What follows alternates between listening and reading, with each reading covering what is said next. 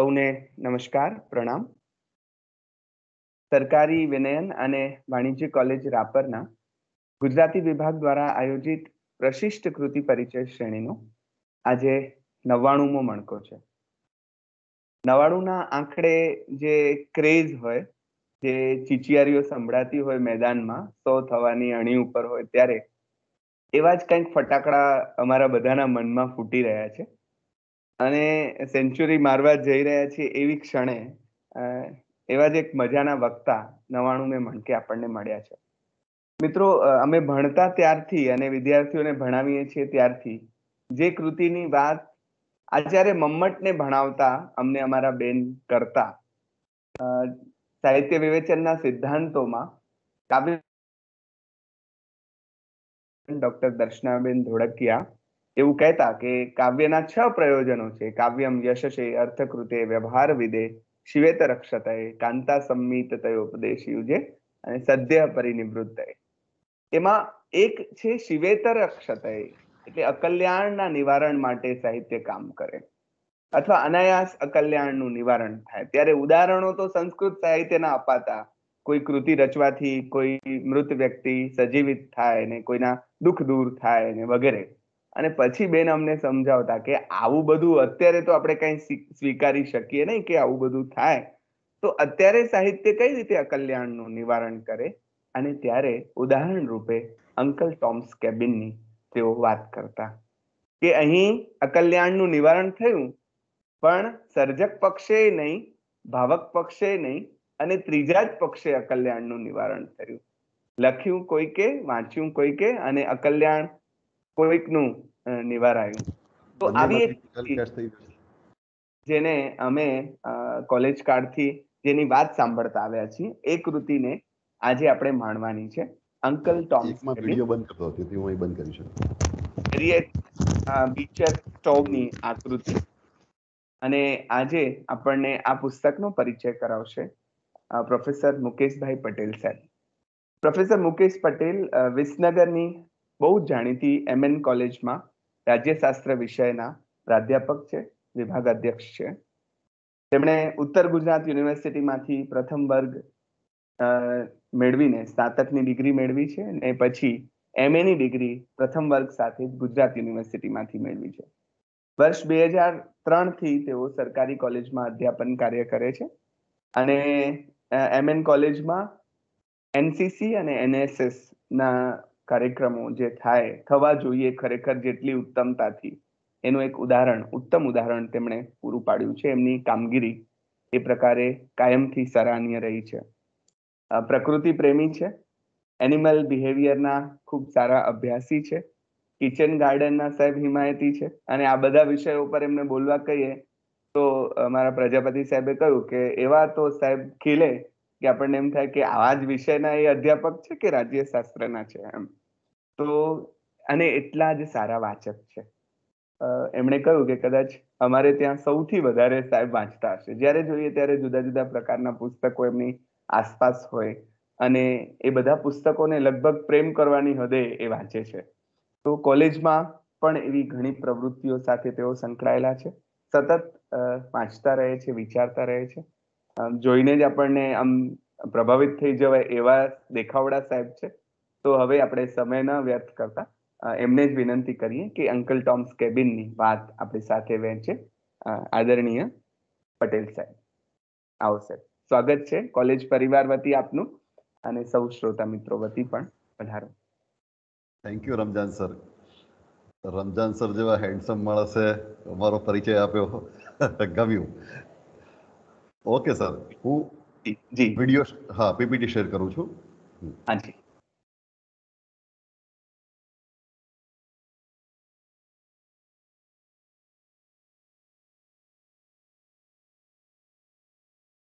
હવે મને કહેવામાં આવ્યું છે કે અંકલ ટોમ્સ કેબિન વિશે વાત કરો. કેટલુંક સાહિત્ય એવું હોય કે રમજાનભાઈએ કહ્યું એ પહેલા આપણે એક વાત કરી લઈએ. હમણાં જ આગળ કેમ, હા, કાવ્યના પ્રયોજનો. કાવ્ય પ્રકાશમાં રમજાન સર બોલ્યા એ કાવ્ય યશ માટે છે, કવિને યશ અપાવે, ધન માટે છે, પૈસા પણ કમાવી શકાય, વ્યવહાર જ્ઞાન આપે, અમંગળના નાશ માટે, તરત જ આનંદની પ્રાપ્તિ માટે, અને કાંતા સંમિત ઉપદેશ આપે, પત્નીની જેમ ઉપદેશ આપે. ખરેખર તો એમ હોવું જોઈતું હતું કે ગર્લફ્રેન્ડની જેમ ઉપદેશ આપે તો વધારે સારો અસરકારક રહે. વાંધો નહીં, આપણે મૂળ વાત પર આવી જઈએ કે શું છે uncle Tom's cabin. Uncle Tom's cabin 1852માં પ્રસિદ્ધ થઈ.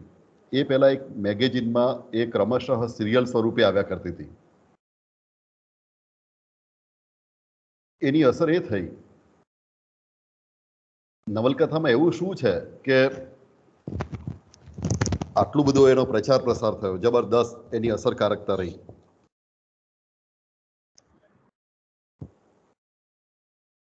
મારો વિડીયો દેખાય છે? જી સર, જી સર. હા, હવે આ બુક્સ છે અને યુએસમાં જ પ્રગટ થયેલી છે. અમારી પાસે રહી અંકલ ટોમ્સ કેબિન.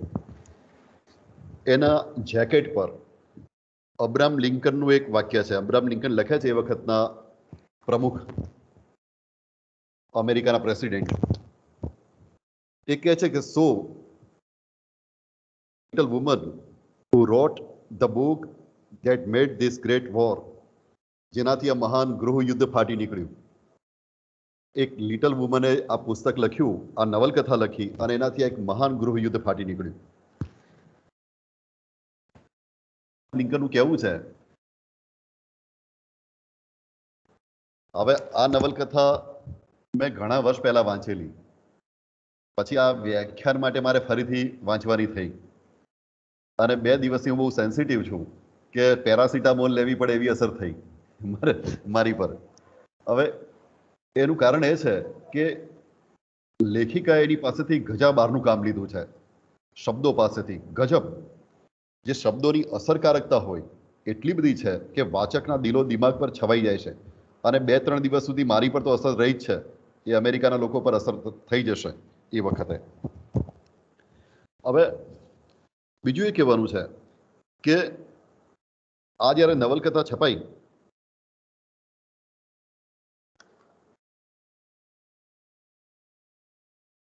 એ વખતે ગુલામી પ્રથા હતી, અને શ્રીમતી હેરિયેટ બીચર સ્ટોવ ગુલામોની મુલાકાત લીધી. દક્ષિણમાં એમના હસબન્ડ સાથે ગયેલા. દક્ષિણમાં એટલે દક્ષિણ અમેરિકામાં જ ગયેલા. જો હું એમ માની ચાલું છું કે શ્રોતાઓને આની પૃષ્ઠભૂમિની ખબર હશે, કે પછી થોડી થોડી એની પણ વાત કરતો રહું? રમજાન સર, એ કરો તો વધારે સારું સર. કેટલા વિદ્યાર્થીઓ એનો પણ ખ્યાલ હોય વિદ્યાર્થીઓને. Okay sir. હા હા હા, જી પ્લીઝ. હા. તો આપણે પહેલેથી વાત કરીએ કે અમેરિકા ખંડ શોધાયો એટલે પછી યુરોપમાંથી કેટલાક ધાર્મિક સ્વાતંત્ર્ય ઈચ્છતા લોકો યુએસ ગયા, અમેરિકા ગયા. એ વખતે યુએસ નહોતું, અમેરિકા ખંડ પર ગયા. જર્મનો, અંગ્રેજો, યુરોપની બધી મિક્સ પ્રજા ત્યાં ગઈ, અને મોટે ભાગે આ બધા ખ્રિસ્તી ધર્મી હતા. હવે અમેરિકા ખંડની અંદર ત્યાંના મૂળ લોકો રહેતા હતા, પણ કોલંબસે તો કહેલું કે આ તો મેં અમેરિકા શોધીશું, ઇન્ડિયા શોધ્યું છે. એટલે ત્યાંના મૂળ વતનીઓને ઇન્ડિયન કહેતા. રેડ ઇન્ડિયન શબ્દ અને ઇન્ડિયન શબ્દ છે ત્યાંના મૂળ વતનીઓ માટે, કારણ કે ઇન્ડિયા શોધવા નીકળ્યો હતો. હવે ખુલ્લી જમીન હતી, જંગલો હતા, ખેતી કરવા માટે માણસોની જરૂર પડે, તો એમને ઈચ્છા થઈ કે મજૂરો ક્યાંથી લાવવા. આફ્રિકાની અંદર તો અંગ્રેજો અહીંથી આપણે ત્યાંથી મજૂરો લઈ જતા હતા એગ્રીમેન્ટ કરીને. એને ગિરમિટિયા કહેવાતા. ગાંધીજીનું પુસ્તક વાંચો, દક્ષિણ આફ્રિકાના સત્યાગ્રહનો ઇતિહાસ, તો એમાં ગિરમિટિયાઓની વાત આવે. ગિરમિટિયા એ ગુજરાતી અપભ્રંશ થયેલો શબ્દ છે. મૂળ નામ હતું એગ્રીમેન્ટ ઉપર અહીંથી મજૂરોને લઈ ગયેલા.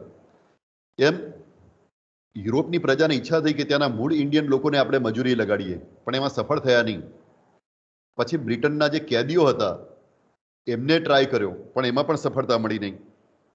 અને યુરોપમાંથી ગિરમિટિયા લઈ જવાનો પ્રયોગ પણ કરી જોયો, પણ સફળતા મળી નહીં. કેટલી મોટી સંખ્યામાં મળે નહીં માણસો. એટલે 1619થી આફ્રિકાની અંદરથી જે નિગ્રો લોકો હતા, વિદ્યાર્થી મિત્રોને જણાવવાનું કે નિગ્રો શબ્દ છે ને લેટિન ભાષાનો છે. એનો અર્થ થાય કાળા, શામ, અને આલ્બા એટલે સફેદ. લેટિન ભાષાના શબ્દો છે. તો નીગ્રો લોકોને ગુલામ તરીકે લઈ જવાનું નક્કી થયું અને જ્યાં ડિમાન્ડ હોય ત્યાં સપ્લાય હોય જ, માંગ હોય ત્યાં પુરવઠો હોય જ, અને વેપાર એનો શરૂ થયો, ગુલામોનો વેપાર, જે લગભગ 150 વર્ષ ચાલ્યો. છેલ્લે જ્યારે ગુલામી પ્રથા નાબૂદ કરવામાં આવી ત્યારે અમેરિકાની અંદર 40 લાખ ગુલામો હતા, કાળા ગુલામો. પાછળથી આપણે વાત કરવાના છીએ કે માત્ર કાળા નહોતા, ગોરા અને કાળા સ્ત્રી પુરુષોથી પેદા થયેલા લોકો પણ હતા, મિશ્ર જાતિના લોકો પણ હતા. એટલે ગોરા અને કાળા બંનેના ભેગા સંતાનો હોય, બંનેથી પેદા થયેલા સંતાનો, એવા ગુલામો પણ હતા અને એની કિંમત વધારે હતી પાછી.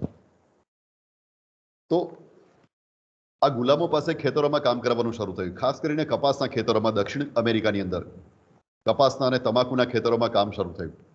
હજારો વીઘા જમીન હોય, મજૂરથી કામ થાય નહીં, ઘોડાઓ, ખચ્ચર અને ગુલામથી આ કામ થતું. પરિસ્થિતિ એવી વણસતી ગઈ, ગુલામોનો વેપાર શરૂ થયો. હવે સાહિત્યનું કામ એ છે કે આપણે કહ્યું ને કે સાહિત્ય યશ અપાવે, અકલ્યાણનો નાશ કરે. પણ નવો કોન્સેપ્ટ એ છે, આવી નવલકથાઓ વાંચીને એમ લાગે કે સાહિત્યનો એક સોશિયલ રોલ હોય, સામાજિક ભૂમિકા હોય. સાહિત્યની પણ સામાજિક ભૂમિકા હોય, લિટરેચર વિથ સોશિયલ રોલ. અને એનું આ ક્લાસિક એક્ઝામ્પલ છે અંકલ ટોમ્સ કેબિન.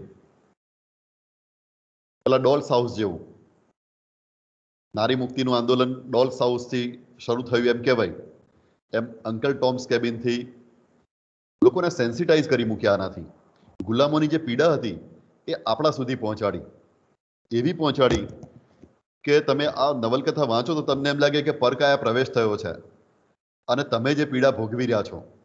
જેમ પેલા મૂવી જોવા બેસે અને કેટલાક લોકો રડતા હોય છે, કારણ કે એને નાયક કે નાયિકા સાથે આઈડેન્ટિફિકેશન થતું હોય છે અને એને થતી પીડા એ પોતે અનુભવે છે.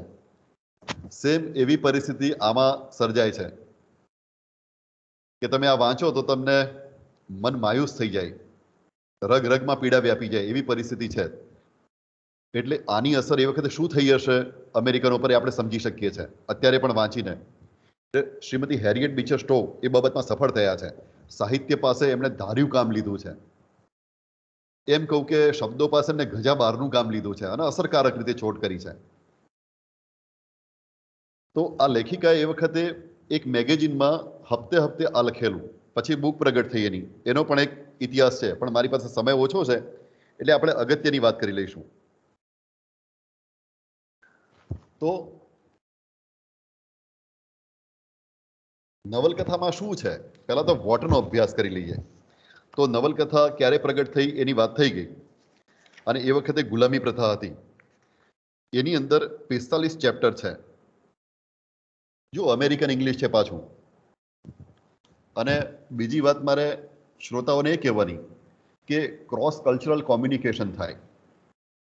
તમે, હું સાહિત્યનો માણસ નથી, વિદ્યાર્થી છું, પણ ક્રોસ કલ્ચરલ કોમ્યુનિકેશન એટલે એક સંસ્કૃતિનો શબ્દ બીજી સંસ્કૃતિમાં જ્યારે પ્રવેશે ત્યારે પ્રકાશની જેમ વક્રીભૂત થાય અને કદાચ એ જુદો અર્થ પણ કરે બીજી સંસ્કૃતિવાળા. એવું બને છે, બન્યું છે. એટલે આપણે ધ્યાનમાં એ લેવું પડે કે શબ્દના અર્થ જુદા ના કરીએ. શબ્દ તો એના એ જ હોય, પણ એનું અર્થ પરિવર્તન થાય જ્યારે ક્રોસ કલ્ચરલ કોમ્યુનિકેશન થાય ત્યારે. અખાએ કહ્યું હતું ને કે કહ્યું કાંઈ ને સાંભળ્યું કશું, આંખનું કાજળ ગાલે ઘસ્યું. એવું થાય જ અત્યારે હાલ ક્લાસરૂમમાં પણ થાય છે. આપણે જ્યારે બોલતા હોઈએ છીએ ત્યારે આપણે એમ સમજીએ છીએ કે હું જે કહું છું એ જ વિદ્યાર્થી સમજે છે. હકીકતમાં એ જુદું પણ સમજતો હોઈ શકે. તમે ક્યારેક પ્રશ્નો પૂછીને આની ખાતરી કરી લેજો. કહ્યું કાંઈ ને સાંભળ્યું કશું એવું થઈ શકે, જ્યારે આ તો ક્રોસ કલ્ચરલ કોમ્યુનિકેશન છે. અમેરિકાની સંસ્કૃતિ જુદી હતી, યુરોપ કરતાં સહેજ જુદી પડે છે. અને પછી તો આજે સવારે ભાવેશ ભટ્ટ સરનો સાથે વાત થઈ, મેસેજ આવ્યો અને એમણે બહુ સરસ મેસેજ મોકલ્યો હતો, એની પછી ક્યારેક વાત કરીશું. અને એ મેસેજ પરથી મને લાગ્યું કે ડીકોલોનાઇઝેશન પર વાત કરીશું આપણે આજ આની અંદર જ, અને કરવી જરૂરી પણ છે. કે યુએસના લોકોએ ડીકોલોનાઇઝેશન કર્યું. ડીકોલોનાઇઝેશન એટલે બીજા લોકોને ગુલામ બનાવ્યા, સાદી ભાષામાં કહું તો. અંગ્રેજો આપણને બધાને ગુલામ બનાવ્યા. આ કોલોનાઇઝેશન હતું. સાથે સાથે આજે ભાવેશ ભટ્ટ સાહેબે કહ્યું કે શારીરિક ગુલામી અને માનસિક ગુલામીમાંથી મુક્ત થવાનું. આપણી પર એ કલ્ચરને ઠોકી બેસાડવાનો પ્રયત્ન પણ થાય. સાંસ્કૃતિક ચઢિયાતાપણું અમારું છે. અને તમે બધા જાણો છો કે વ્હાઇટ મેન્સ બર્ડન, સાંભળ્યું હશે આવું નામ, વ્હાઇટ મેન્સ બર્ડન, કે તમને બધાને સુધારવાની અમારી જવાબદારી છે, અમારી આ બર્ડન છે અમારી પર. આ બધી વાતો આપણને ભૂતકાળની ખબર છે. તો એ લોકો એમ માનતા કે અમારા આવવાથી તમારું કલ્યાણ થઈ રહ્યું છે અને અમે ચઢિયાતી પ્રજા છીએ. બીજું કે અને આપણે એવું માની પણ લીધું અને કોલોનાઇઝેશન થયું આપણું સાંસ્કૃતિક રીતે, કે આપણે સાંસ્કૃતિક રીતે ઉતરતી કક્ષાના છીએ ને એ લોકો ચઢિયાતી કક્ષાના છે. અને આવું થાય ત્યારે સંસ્કૃતાઇઝેશન થાય. સોશિયોલોજીમાં એક શબ્દ છે સંસ્કૃતાઇઝેશન. પોતાને નીચી સમજતી પ્રજા પોતાનાથી ઊંચી સમજતી પ્રજાનું અનુકરણ કરે, એના જેવા કપડાં પહેરે, એના જેવી ભાષા બોલે, એના જેવું ખાય. અને એવું આપણે કર્યું પણ. આપણે પેન્ટ શર્ટ પહેર્યા, અંગ્રેજોના રીત રિવાજોની નકલ કરી, એની ભાષાની નકલ કરી, અને એમ કરીને આપણે ચઢિયાતા છીએ એવા પ્રયત્નો થયા અને કર્યા પણ આપણે. આ કોલોનાઇઝેશન થયું. આનાથી એમને લાભ પણ થાય. શું લાભ થાય? દાખલા તરીકે તમે ટીવી પર જાહેરાત આવતી જોઈ હશે કે કેડબરી ચોકલેટની. કેડબરી અમેરિકાની કંપની છે, યુએસની કંપની છે. અને એમ કહે છે કે કુછ મીઠા હો જાય. એટલે ભારતીય સંસ્કૃતિમાં આપણે ત્યાં જ્યારે શુભ પ્રસંગો આવતા ત્યારે ગોળ, ધાણા, ખાસ કરીને ગોળનો મીઠાઈ તરીકે ઉપયોગ થતો, પેડાનો મીઠાઈ તરીકે ઉપયોગ થતો. હવે કહે છે કે નહીં, કુછ મીઠા હો જાય. કુછ મીઠા એટલે કેડબરી ચોકલેટ ખાઓ. તમે જુઓ રક્ષાબંધનના પ્રસંગે પણ કેડબરી ચોકલેટની જાહેરાત થાય છે. એ શું બતાવે છે કે આપણા ગોળને, આપણા પેંડાને દૂધમાંથી બનેલા એને ડિલીટ કરી અને કેડબરી ચોકલેટ ઇન્સર્ટ કરે છે આપણી સંસ્કૃતિમાં, આપણા મનોજગતમાં ઇન્સર્ટ કરે છે. એનાથી એમને આર્થિક લાભ થાય. આપણે બધા કેડબરી ચોકલેટ ખાઈશું. છાશને દૂર કરી અને કોકા કોલાને દાખલ કરે છે. આ કોકા કોલા કેડબરી કંપનીની વાત છે. ઈસ્ટ ઇન્ડિયા કંપનીએ પણ આ કર્યું. એના જેવી બીજી યુરોપીય કંપનીઓએ પણ આ કર્યું. અને જ્યારે આ કોલોનાઇઝેશન થાય છે, પછી સ્વતંત્રતા પછી ડીકોલોનાઇઝેશન કરવું જરૂરી છે. ડીકોલોનાઇઝેશનના ઘણા બધા અર્થ છે, પણ એક અર્થ એ છે કે જે સાંસ્કૃતિક ચઢિયાતાપણું એમનું આપણે સ્વીકારી લીધું હતું, ધીમે ધીમે એને દૂર કરી અને પ્રજામાં આત્મવિશ્વાસ વધે એ માટેના પ્રયત્નો કરવા પડે. અને યુએસએ કર્યા, સફળ રીતે કર્યા. યુએસનું નેતૃત્વ આઝાદી પછી જીનિયસ લોકોના હાથમાં આવ્યું અને એમને ડીકોલોનાઇઝેશન કર્યું. બ્રિટનના એ ગુલામ હતા. બ્રિટનની અંદર પાર્લામેન્ટરી ફોર્મ ઓફ ગવર્મેન્ટ હતું. તો યુએસમાં એમણે આખી વાત બદલી નાખી અને પ્રેસિડેન્શિયલ ફોર્મ ઓફ ગવર્મેન્ટ લીધું. તમે જુઓ, તમે એમને નકલ નથી કરી.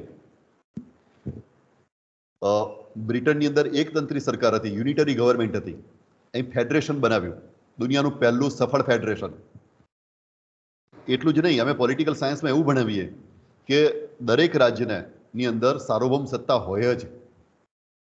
રાજ્ય નામની સંસ્થા બનાવી હોય તો તમારી પાસે સોવરેન્ટી જોઈએ, સાર્વભૌમ સત્તા જોઈએ. જ્યારે અમેરિકનોએ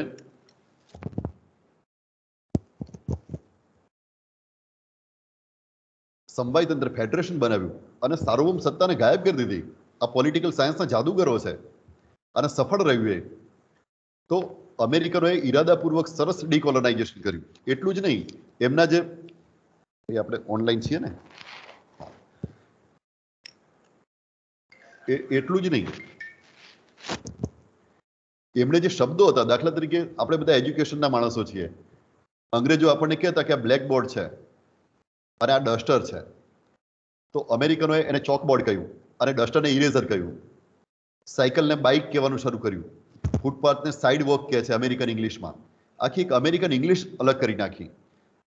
અંગ્રેજોની રાષ્ટ્રીય રમત ક્રિકેટ હતી, અમેરિકનોએ બેઝબોલ સ્વીકારી. આ ડીકોલોનાઇઝેશન છે કે ભાઈ અમે તમારી સંસ્કૃતિને નહીં સ્વીકારીએ, અમારી પોતાની સંસ્કૃતિ છે, અમારું પોતાનું આઈડેન્ટિફિકેશન, અમારી પોતાની આઈડેન્ટિટી છે. એટલે માનસિક ગુલામીમાંથી, સવારે ભાવેશ ભટ્ટ સાહેબ સાથે કોમ્યુનિકેશન થયેલું વોટ્સએપ પર, આ માનસિક ગુલામીમાંથી મુક્ત થવાનો એમણે સફળ પ્રયત્ન કર્યો અને એ સફળ રહ્યા એ બાબતમાં. આગળ વાત કરીએ તો આ નવલકથામાં શું છે એની વાત કરીએ. આ મારે જે કહેવાનું છે એની પૂર્વ ભૂમિકા હતી. હવે પેલા ગુલામોને લાવ્યા તો કેવી પરિસ્થિતિ હતી કે માલિકો જમે. અમેરિકામાં યુરોપની પ્રજા માટે માંસાહાર સામાન્ય વસ્તુ છે. એ ભૂંડ ખાય, ગાય ખાય, પછી એના જે આંતરડાને જે ગંદી આઈટમ છે તો એ પાછી ગુલામોને ખાવા આપે. ગુલામોનું બજાર ભરાય, એને એની તંદુરસ્તી તપાસવામાં આવે. વૃદ્ધ ગુલામોની તો હાલત બહુ ખરાબ હોય, કારણ કે એના સસ્તામાં કોઈ ના લે, કોઈ કામના ના હોય. આ પરિસ્થિતિ. એમને ભેગા થવાનો, એકઠા થવાનો અધિકાર નહોતો. જો એની અસર અમેરિકાના બંધારણ ઉપર થાય છે. આપણે એની રાજકીય, સામાજિક, આર્થિક અને મનોવૈજ્ઞાનિક અસરોને પણ તપાસીશું આ નવલકથાની. તો આઝાદી પછી અમેરિકાના બંધારણ પર આ બધાની અસર થાય છે, પણ ગુલામોને એ વખતે એકઠા થવાનો અધિકાર નહીં. તમે આપણું બંધારણ જુઓ, મૂળભૂત અધિકારો ભાગ 3, તેમાં લખ્યું છે કે સંગઠિત થવાનો અધિકાર રહેશે, હથિયારો વગર ભેગા થવાનો અધિકાર રહેશે. જ્યારે ગુલામોને હથિયારો વગર ભેગા થવાનો અધિકાર નહોતો, કે ભેગા થઈને કંઈ કાવતરું કરે તો ગુલામોએ ભેગા નહીં થવાનું. પછી એકલા બહાર ફરી શકે નહીં, સાથે માલિક હોવો જોઈએ, અથવા તો માલિકે લખી આપેલો પરવાનો હોવો જોઈએ. આજે હું કહી રહ્યો છું એ આગળ વાત નવલકથામાં આવશે, કારણ કે અંકલ ટોમ ખરા ને, એમને એમના માલિકે પરવાનો લખી આપેલો. અંકલ ટોમ નામના ગુલામની વાત છે. આ નાયક પ્રધાન નવલકથા છે તમારી સાહિત્યની ભાષામાં કહું તો અંકલ ટોમને એમના માલિકે વિશ્વાસને કારણે પરવાનો લખી આપેલો કે આ ગુલામ મારો એકલો રહી શકશે, એકલો ફરી શકશે. તો માલિકે પરવાનો લખી આપેલો હોય તો જ, અથવા તો માલિક સાથે હોવો જોઈએ, બાકી ગુલામે એકલા ફરી શકાય નહીં. હથિયાર રાખી શકાય નહીં. એને ભણાવવાની મનાઈ હતી, ભણાવવાની મનાઈ હતી. એને શિક્ષણ મેળવી શકાય નહીં. તો શિક્ષણ મેળવે, હથિયાર રાખે, સંગઠિત થાય તો સામા થાય. એટલે આ બધી વ્યવસ્થિત યોજનાઓ કરેલી ગુલામી પ્રથાને ચાલુ રાખવા માટે, જેથી એ શક્તિશાળી ના બને અને એમનું ખરીદ વેચાણ થાય. પાછું જેમ ભારતમાં થયેલું ને કે આપણે જ અંગ્રેજોને સહકાર આપતા હતા. આપણે અંગ્રેજોને સહકાર આપ્યો છે ખૂબ, એટલે જ અંગ્રેજોએ શાસન કર્યું છે. આપણે એમની રેલવે ચલાવી, એમની તાર ટપાલ વ્યવસ્થા કરી, આપણે એમના લશ્કરમાં ભરતી થયા. માત્ર અધિકારીઓ જ અંગ્રેજ હતા, બાકી બધા સૈનિકો તો ભારતીય હતા. શીખ, રાજપૂત, મરાઠા, ગોરખા આપણા જ સૈનિકો હતા અંગ્રેજોના લશ્કરમાં. જલિયાવાલા બાગમાં જે ગોળીબાર થયો, ગોળીબાર કરનાર સૈનિકો ગોરખા હતા. ખાલી આદેશ આપનાર જ જનરલ રોજિનાલ્ડ ડાયર હતો. એટલે આપણે ગુલામ રહેવા માટે ઘણી મહેનત કરી છે, એમને પૂરેપૂરો સહકાર આપ્યો છે.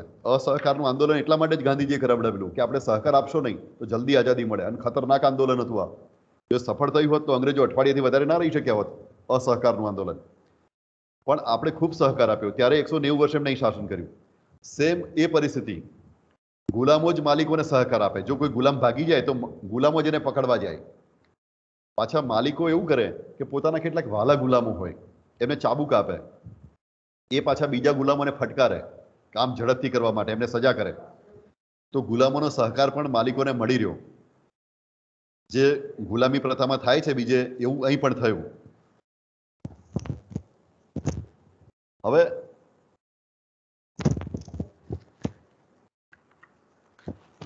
આ નવલકથામાં શું છે એની વાત કરીએ તો નવલકથામાં અંકલ ટોમની વાત છે. ટોમ નામના એક ગુલામ હતા અને બહુ ભલા ઇન્સાન હતા. એની વાર્તા હું તમને સંક્ષિપ્તમાં અને ફ્લાઇંગ બર્ડ વ્યૂ જેને કહેવાય, ઉડતી નજરે જોઈ લઈએ, એમ આપણે એની વાર્તાને જોઈ લઈએ. તો કેન્ટુકી નામનું એક પરગણું છે, એમાં આર્થર શેલ્બી નામનો એક માણસ રહેતો હતો. આર્થર શેલ્બી સુખી માણસ, ગુલામો રાખે, ખેતી કરે એવો, અને વેપાર પણ કરે. એનાથી એક હેલી નામનો માણસ આવ્યો. એ ગુલામોનો વેપારી હતો. આર્થર શેલ્બી ને હેલી 2 જણા વાતો કરતા હતા, એના બેઠક રૂમમાં બેઠા હતા. હવે આર્થર શેલ્બી ભલો ઇન્સાન, બહુ જ ભલો ઇન્સાન. ગુલામો રાખે, પણ ગુલામોને દીકરા દીકરીની જેમ રાખે, સાચવે ગુલામોને.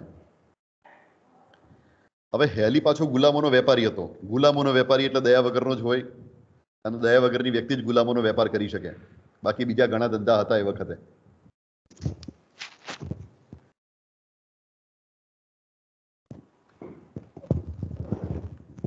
હવે શેલ્બી અને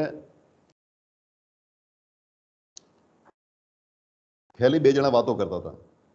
હેલી એટલે પેલો ગુલામોનો વેપારી અને આર્થર શેલ્બી આ બંને વાતો કરે. ત્યાં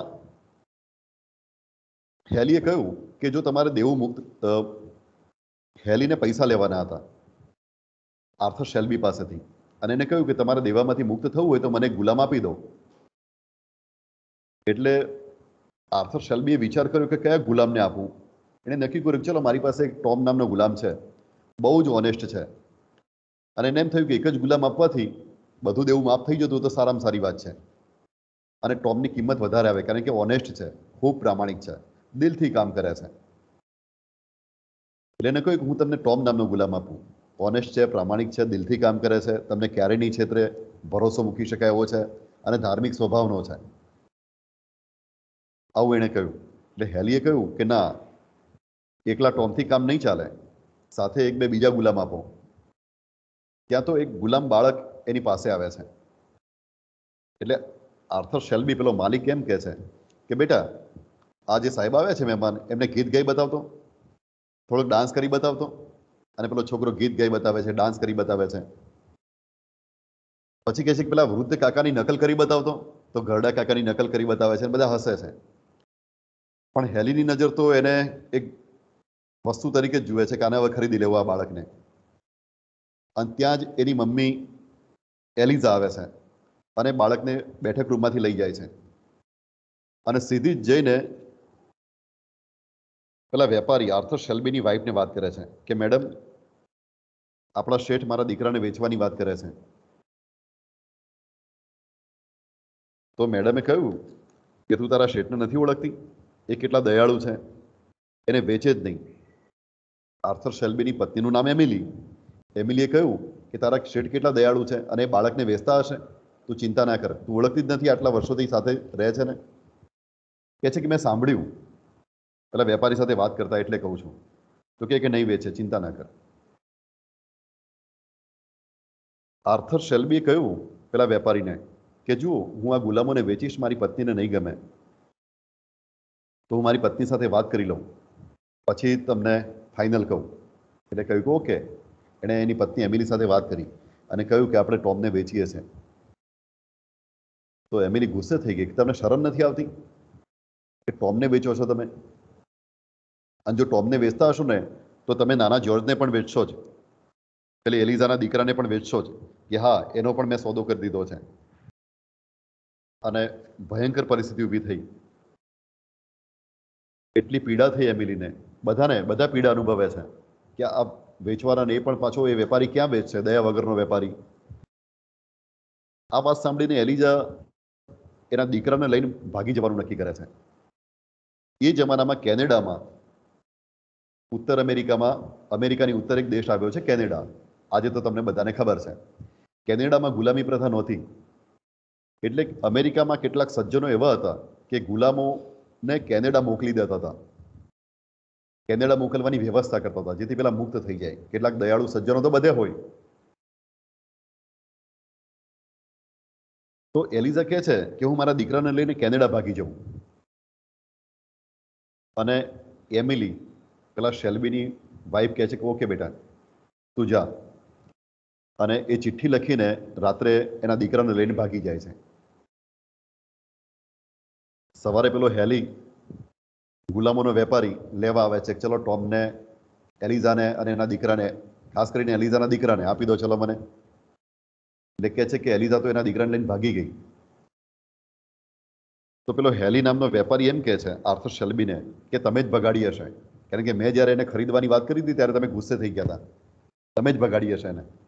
લાવો તમારા નોકરોને કહો, ગુલામોને કહો કે 2 ઘોડા કાઢે, અમે અત્યારે એને પકડવા જઈએ છીએ. એટલે આર્થર શેલ્બી એના 2 ગુલામોને કહ્યું કે અહીં આવો, 2 ઘોડા લઈને આ સાહેબની સાથે જાઓ એલિઝાને પકડવા માટે. અને આર્થર શેલ્બીએ નો ઈરાદો પેલા સમજી ગયા કે આપણે ધીમે ધીમે જવાનું છે, કોઈ પણ રીતે એલિઝાને ભાગવામાં મદદ કરવાની છે.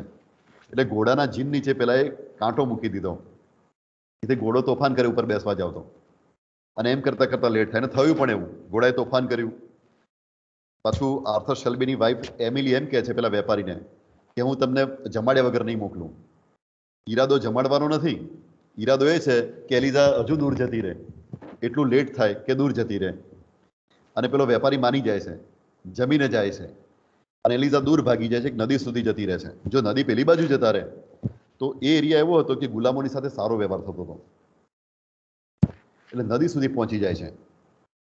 હવે હેલી નામનો વેપારી ગુલામોનો અને પેલા એના બે ગુલામો આર્થર શેલ્બીના નદી સુધી પહોંચી જાય છે બધા, અને જોઈ જાય છે એલિઝાને અને એના દીકરાને.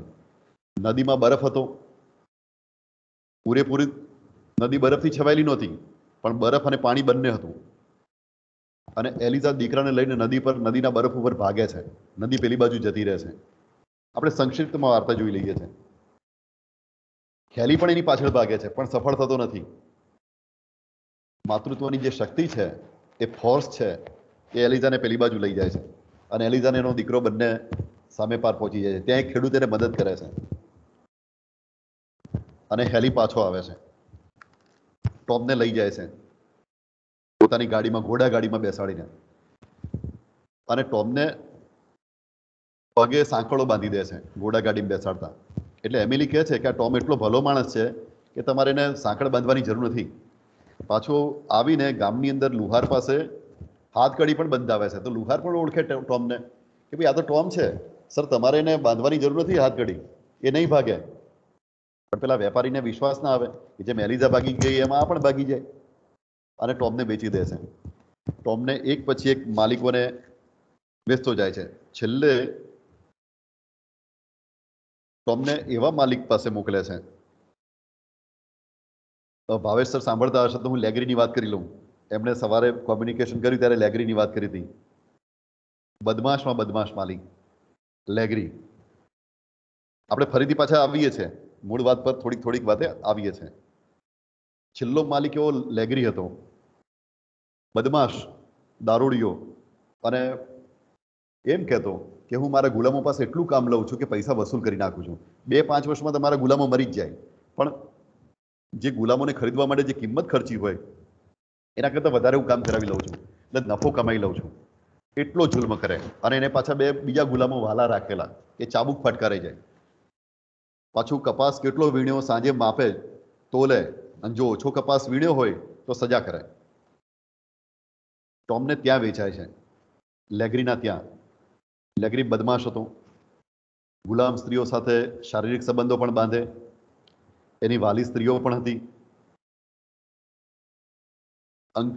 અંકલ ટોમ એટલા માટે કે એક તો મોટી ઉંમરના હતા, અને એનો જે પહેલો માલિક હતો આર્થર શેલ્બી, એનો દીકરો એમને અંકલ કહેતો, અંકલ ટોમ. એના બહુ જ વાલા.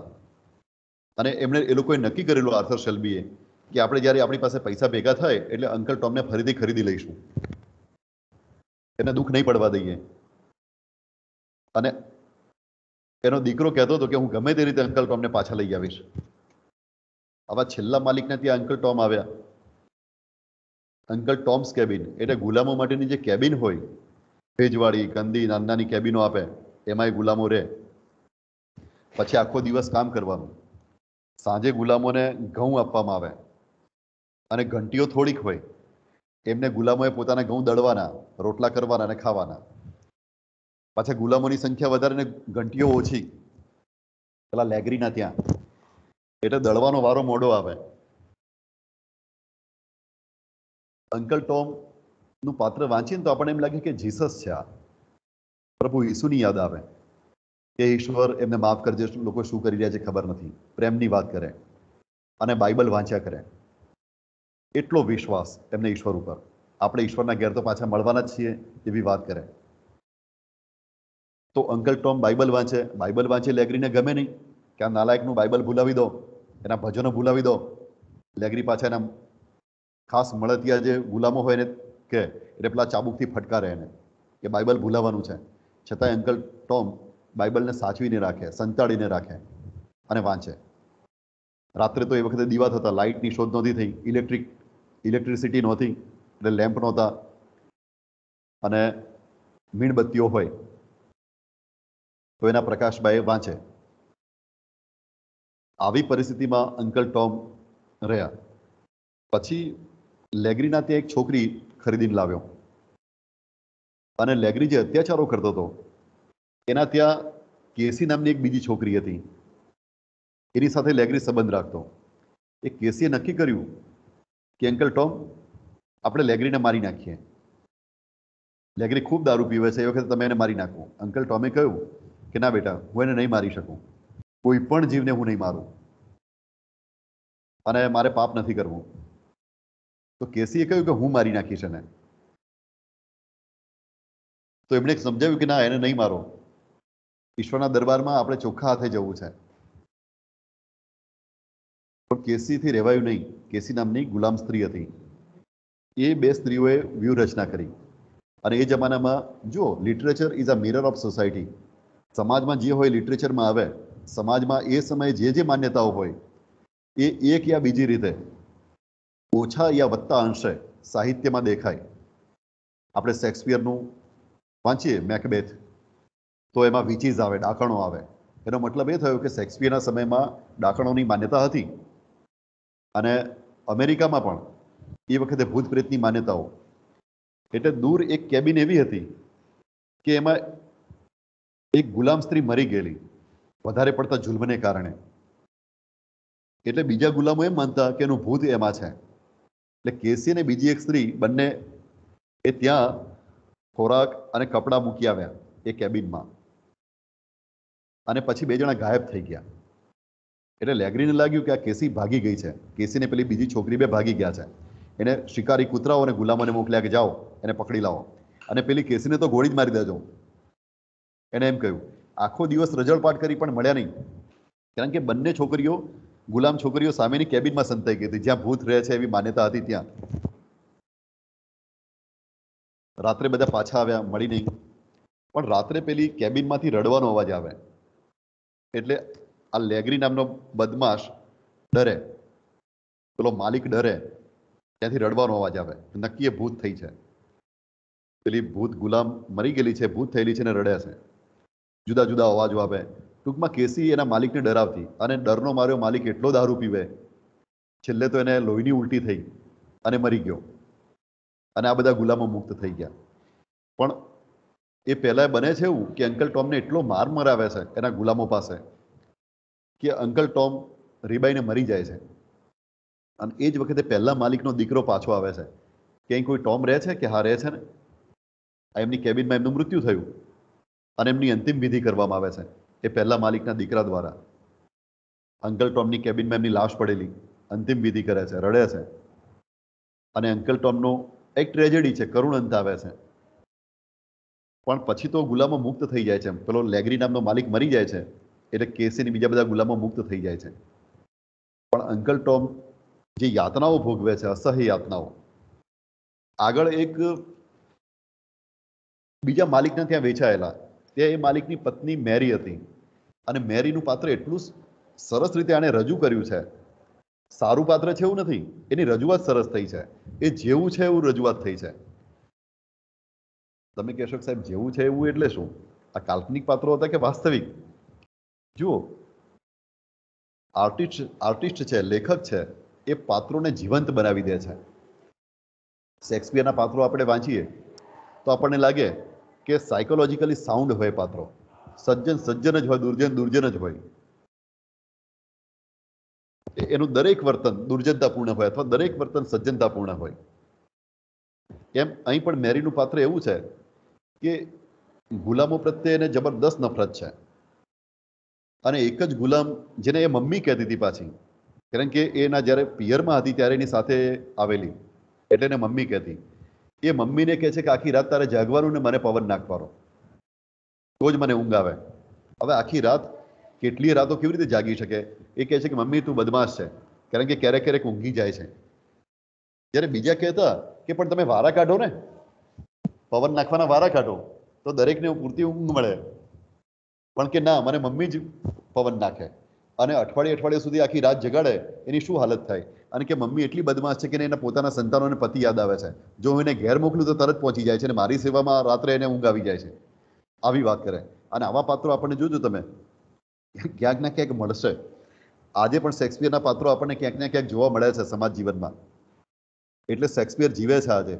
એને જે અમર પાત્રોનું સર્જન કર્યું છે, તમને રોમિયો, જુલિયેટ, ઓથેલો, ડેઝડીમોના, આ શેક્સપિયરના પાત્રો ક્યાંક ને ક્યાંક જોવા મળે આપણને.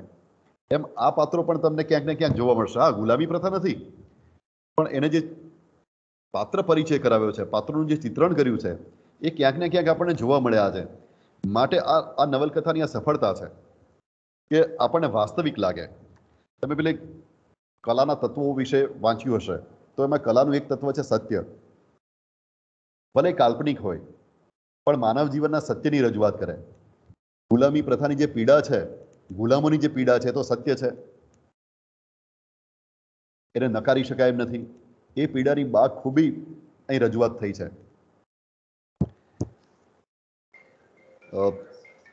નવલકથામાં આપણે કહ્યું ને કે મિરર ઓફ ધ સોસાયટી, આ મિરર ઓફ ધ સોસાયટી છે એ સમાજની. હવે ગુલામોને આઝાદ કરી દીધા, એના પછી શું થયું? જો આપણે ત્યાં અસ્પૃશ્યતાની નાબૂદી કરી, આપણા બંધારણની કલમ 17માં કહ્યું કે અસ્પૃશ્યતાની નાબૂદી થશે અને કોઈ પણ સ્વરૂપમાં જો એની પ્રેક્ટિસ થશે તો સજાપાત્ર ગુનો રહેશે. આપણા બંધારણમાં કલમ 17માં અસ્પૃશ્યતાની નાબૂદી કરી. યુએસની અંદર પણ ગુલામી પ્રથા નાબૂદ થઈ, પણ સમાજ જીવન પર એ જલ્દી નાબૂદ થતું નથી. પહેલું કાયદામાં આવે છે અને ધીમે ધીમે સમાજ ઉપર એની અસર થાય છે. અહીં પણ યુએસમાં પણ એવું થયેલું કે પહેલો કાયદો આવે ગુલામી પ્રથા નાબૂદીનો, અને સમાજ જીવન ઉપર એની અસર થતા ઘણો સમય લાગ્યો. સમાજ એની જૂની પરંપરાઓ ચાલુ રાખી. તમે કદાચ બાયોગ્રાફી વાંચી હોય ડોક્ટર જ્યોર્જ વોશિંગ્ટન કાર્વરની, જ્યોર્જ વોશિંગ્ટન કાર્વરની બાયોગ્રાફી વાંચી હોય તો તમે જોજો, મને લાગે છે કે એક પહેલો ગુલામ પ્રોફેસર છે જ્યોર્જ વોશિંગ્ટન કાર્વર, અને ગુલામ શિક્ષક હતા. પહેલા પ્રોફેસર તો ખરા જ, અને પછી દક્ષિણના રાજ્યોમાં જઈને શિક્ષણનું કામ કરે છે. તો સ્થિતિ એવી થઈ કે હવે હું આ સત્યની વાત કરું છું, જ્યોર્જ વોશિંગ્ટન કાર્વર નામના શિક્ષકની આ સાચી વાત કરી રહ્યો છું, નવલકથાની વાત નહીં. એથી આપણને ખબર પડે કે આઝાદી પછી ગુલામોની શું સ્થિતિ થઈ. અમેરિકા આઝાદ થયું, પછી ગુલામો આઝાદ થયા, અને ગુલામો આઝાદ થયા પછી શું સ્થિતિ થઈ. ભારતમાં એવું બન્યું કે જુદા જુદા ગામડાઓમાં અને શહેરોમાં કેટલાક શ્રેષ્ઠીઓ હતા, એમને દાન આપ્યું, અને આપણે ત્યાં શાળાઓ કોલેજો બની. અને આપણી જે શાળાઓ કોલેજો એવી હતી કે એમાં તમામ જ્ઞાતિ જાતિ ધર્મના લોકો ભણતા, બધા માટે ઓપન એડમિશન હતું. જ્યારે યુએસમાં એવું થયું નહીં. યુએસમાં કાળાઓ માટે એડમિશન નહોતું. ચોખ્ખી વાત, સ્પષ્ટ વાત કે ભાઈ એડમિશન નહીં મળે આને, કારણ કે એ કાળો છોકરો છે. પણ આઝાદી તો કાયદા આપી દીધી છે, તો પણ હકીકતમાં એને આ ભેદભાવનો સામનો કરવો પડતો હતો. બીજું એ કે કાળાને આ જે નિગ્રો લોકો હતા, કાળા લોકો હતા, ગુલામો, એના સરનેમ ના હોય, એના ફાધરનું નામ ના હોય. જુઓ, આપણને એમ લાગે કે ગુલામી, પણ એ વ્યક્તિ તરીકે જુઓ તેના ફાધરનું નામ ના હોય કે ભાઈ તારા પપ્પાનું નામ શું, તો ખબર નથી. ભેંસો જેવી હાલત હતી, ગાયો ભેંસો જેવી હાલત હતી કે એ સ્ત્રીને કોઈ પણ પુરુષ સાથે સંબંધ થાય, એના બાળકોને વેચી દેવામાં આવે. એ પાછો માલિક આગળ વેચે, આગળ વેચાય, એટલે એને ખબર ના હોય. કેટલીક વાર તો મમ્મી કોણ છે ખબર ના હોય, નાનું બાળક ભૂલી ગયું હોય મમ્મીનું નામ. પાછો માલિક ખરીદે એટલે એનું નામ પણ કેટલાક તો માલિકો બદલી નાખે. કે ટોમ નામનો ગુલામ ખરીદ્યો હોય અને એનું નામ માર્ક્સ રાખે કે ભાઈ મારે એક માર્ક્સ નામનો ગુલામ મરી ગયો હતો, એટલે હું તારું નામ માર્ક્સ રાખું છું. તો નામ પણ બદલાઈ ગયેલું હોય. પછી ગુલામોના નામની આગળ મિસ્ટર કે મિસ લગાવી શકાય નહીં, એવો નિયમ. અને ગુલામના ફાધરનું નામ ખબર ના હોય, એની સરનેમ ના હોય. આપણે જેમ આપણા વંશની ખબર છે કે હું આ છું, મારા પિતાના પિતા પિતા આ વ્યવસાય કરતા હતા, આ વંશના છે, ક્યાંય ખબર જ નહીં એને. એટલે સ્કૂલમાં પણ આ તકલીફ પડે, ફાધરનું નામ ના હોય, સરનેમ ના હોય, આ તકલીફ પડી.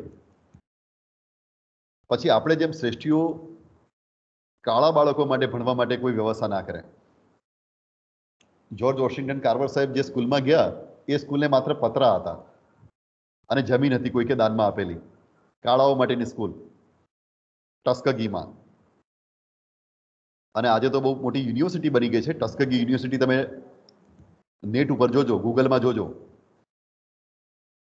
તો કહે છે કે વિદ્યાર્થીઓ પાસેથી એમને ઈંટો પડાવી, કોઈ દાન આપે નહીં, કાળાઓની સ્કૂલમાં ઈંટો પડાવી, મકાનો ચણ્યા વિદ્યાર્થીઓ પાસે, અને શિક્ષકોએ ભેગા થઈને મકાનો ચણ્યા. અને આજે તો મોટી યુનિવર્સિટી બની ગઈ છે. પણ આ પરિસ્થિતિ હતી કે જાતે કામ કરવાનું, કોઈ મદદ કરે નહીં.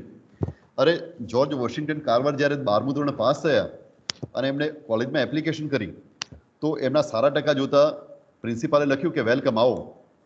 પણ જ્યારે વોશિંગ્ટન એમને મળવા ગયા ત્યારે કહ્યું કે ના, તમને એડમિશન નહીં મળે. પેલા કહ્યું કે કેમ સર, તમે જ લખ્યું હતું કે એડમિશન મળશે, આવી જાઓ. પણ કે મને ખબર નહોતી કે તમે નિગ્રો છો. આ સ્થિતિ હતી આઝાદી પછી પણ, ગુલામોની મુક્ત થયા પછી પણ આ સ્થિતિ હતી. એટલું જ નહીં, એને મારી નાખી શકાતો.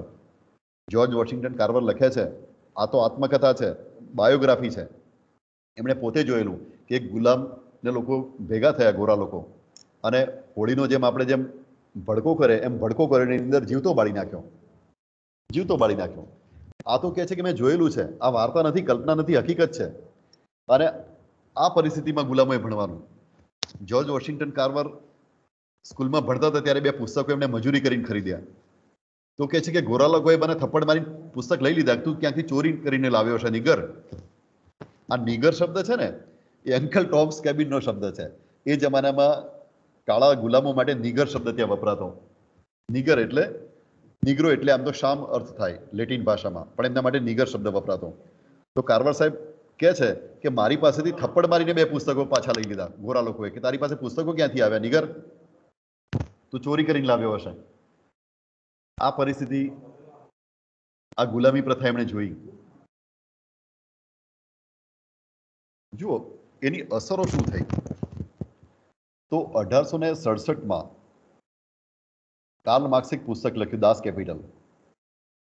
હવે વિદ્યાર્થી મિત્રો અંદર સાંભળતા હશે, એ કદાચ દાસનો અર્થ ગુલામ કરશે, પણ ના, એવું નથી.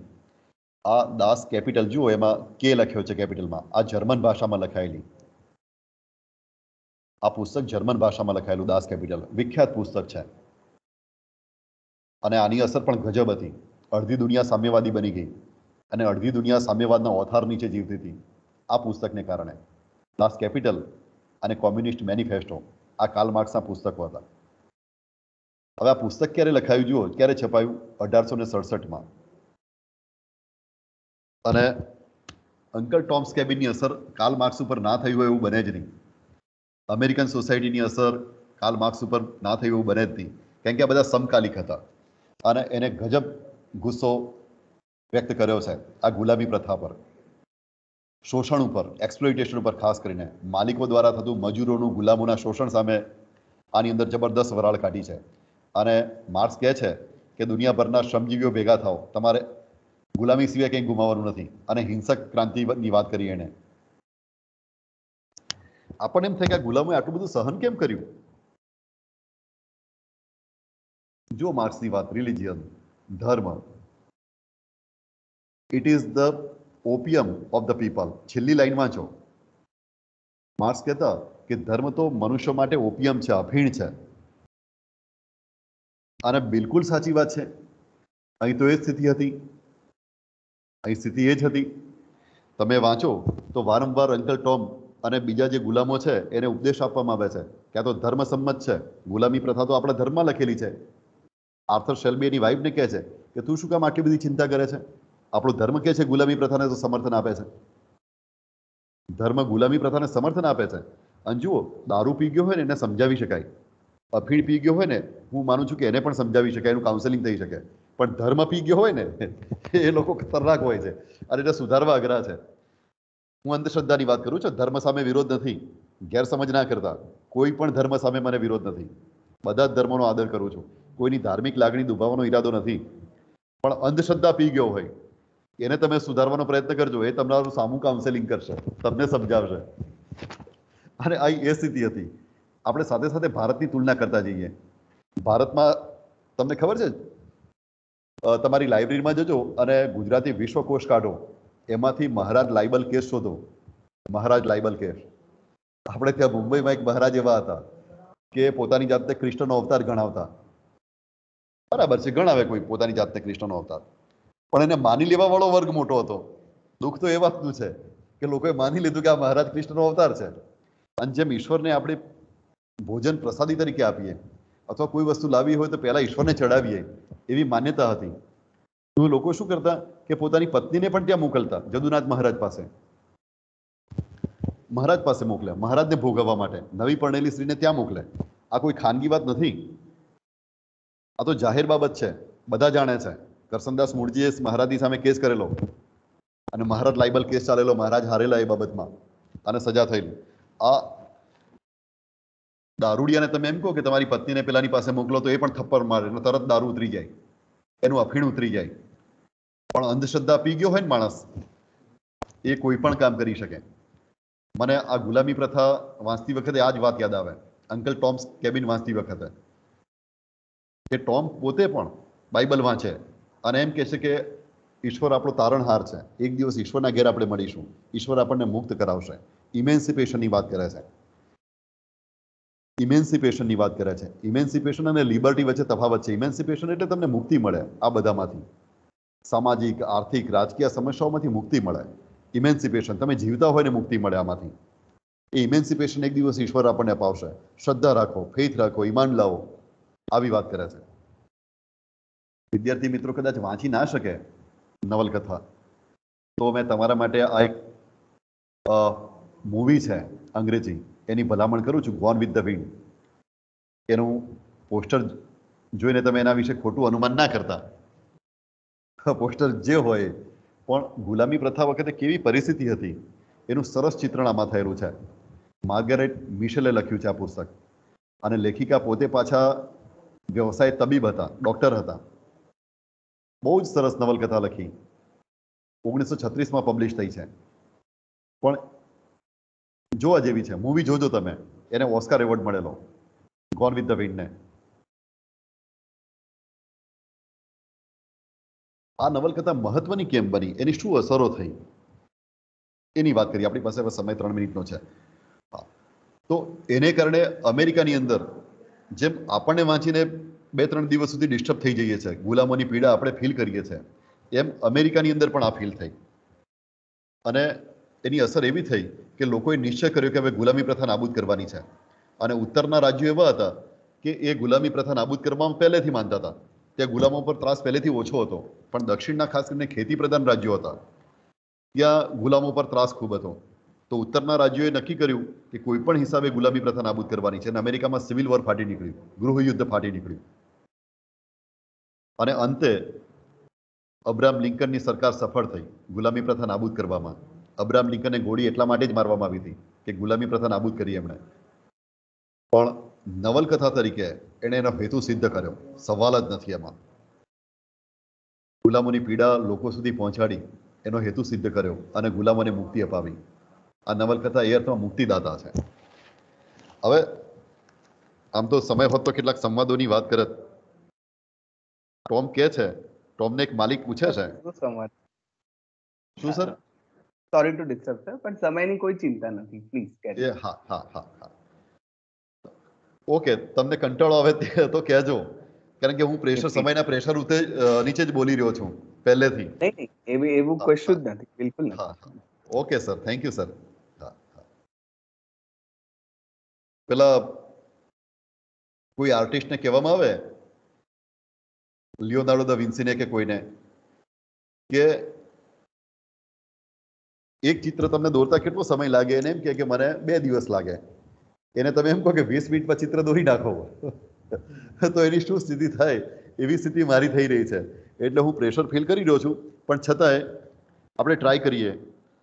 તો સર, એક માલિક એમ પૂછે છે ટોમને કે ટોમ, તારી ઈચ્છા શું છે? ટોમ કહે છે કે મારે મુક્ત થવું છે, કેમ કે મુક્તિ જીવનનું ધ્યેય છે. અને મુક્ત થયા પછી જ હું મારા ધર્મ પ્રમાણે, મારી ઈચ્છા પ્રમાણે જીવન જીવી શકીશ. હવે સાયકોલોજીકલ સ્થિતિ જોજો. હા, એ પહેલા થોડીક આ નવલકથાના શબ્દોની વાત કરી લઉં કે તમે જ્યારે આ નવલકથા વાંચો અંગ્રેજીમાં, ત્યારે કેટલાક શબ્દો આવશે એની અંદર, કે ગેલ શબ્દ આવશે.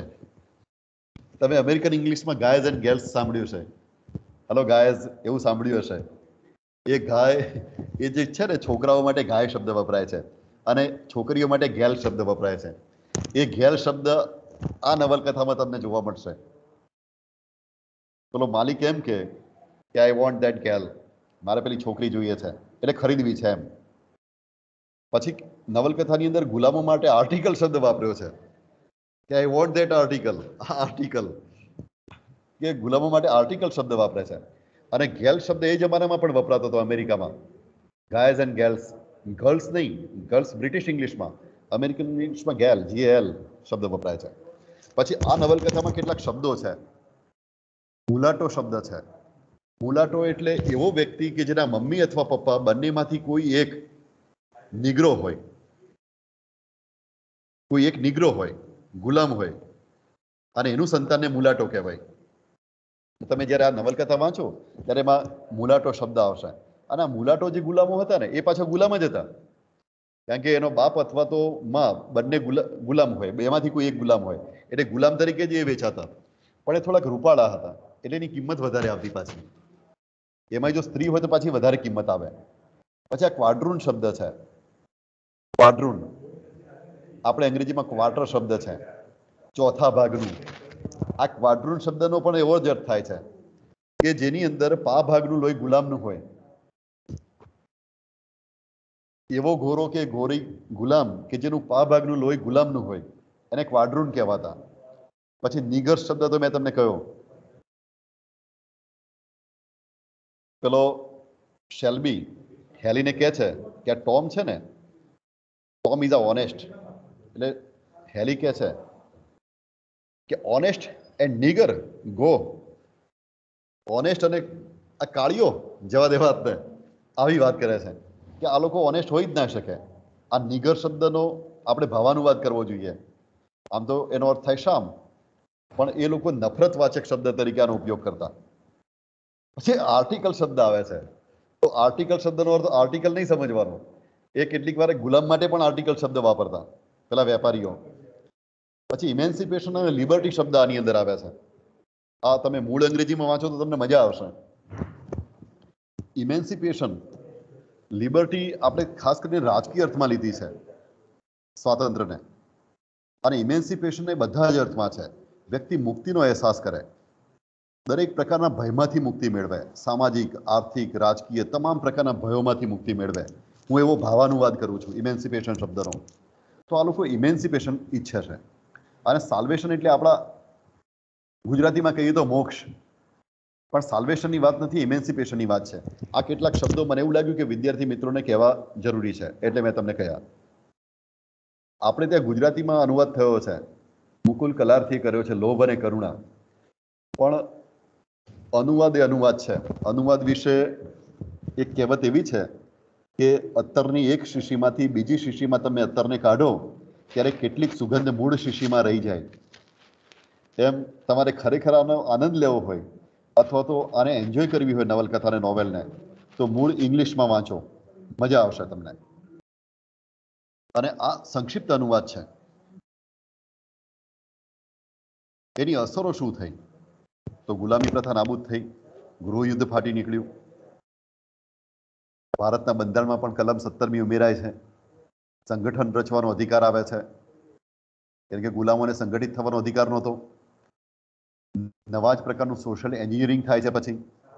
અને સફળતા એ છે કે બરાક ઓબામા અમેરિકાના પ્રમુખ બન્યા છે. એ લોકો સોશિયલ એન્જિનિયરિંગ કરવામાં સફળ થયા છે. બરાક ઓબામા જેવો ગુલામોનો વારસદાર અમેરિકાનો પ્રેસિડેન્ટ બને, અમેરિકન લોકો એને પસંદ કરે, આ એક મોટી સફળતા છે. મેં શબ્દ લખ્યો છે સ્પિરિટ ઓફ ધ લોઝ અને લેટર ઓફ ધ લોઝ.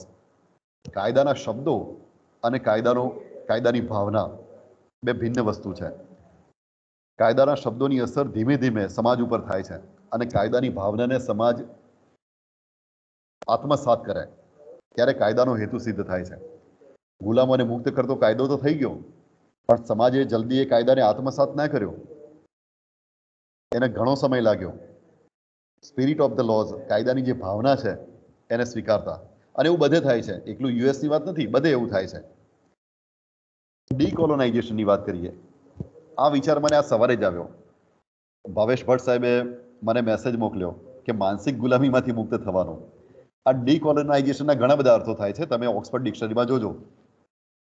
પણ ડીકોલોનાઇઝેશનનો અર્થ એવો પણ આપણે કરીએ છીએ એક જાતની મુવમેન્ટ છે કે જે માનસિક ગુલામી આપણામાં આવી ગઈ છે કે અંગ્રેજો ચડિયાતા, અંગ્રેજી બોલે ચડિયાતો એ વ્યક્તિ.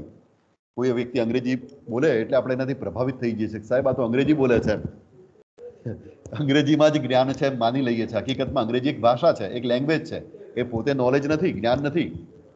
જ્ઞાનના આદાન પ્રદાનના અનેક સાધનો છે, એમાંનું એક સાધન છે પણ આપણે એટલા માટે પ્રભાવિત થઈ જઈએ છીએ કે આપણું કોલોનાઇઝેશન થયું છે. કોઈ અંગ્રેજી બોલે, અંગ્રેજો જેવા કપડાં પહેરે, શૂટ પહેરે, અંગ્રેજો જેવી હરકતો કરે તો આપણે ખુશ થઈ જઈએ છીએ અને એનાથી પ્રભાવિત થઈએ છીએ. આનાથી ઉલટું ડીકોલોનાઇઝેશન થવું જોઈએ, જે અમેરિકામાં સફળ રીતે થયું. એ લોકોએ ક્રિકેટને તિલાંજલિ આપી. અમેરિકનો પણ અંગ્રેજોના ગુલામ હતા, પણ પહેલું કામ કર્યું કે ક્રિકેટ દૂર કરો, બેઝબોલ સ્વીકારી. જુઓ, આજે અમેરિકાની ટીમ ક્રિકેટમાં નહીં આવે, એમને બેઝબોલ સ્વીકારી કે અમારી પોતાની છે, જેવી છે એવી, તમારે રમવી હોય તો રમો, અમે બેઝબોલ રમીશું. અમારું આત્મસન્માન છે, સેલ્ફ એસ્ટીમ છે, આત્મગૌરવ છે.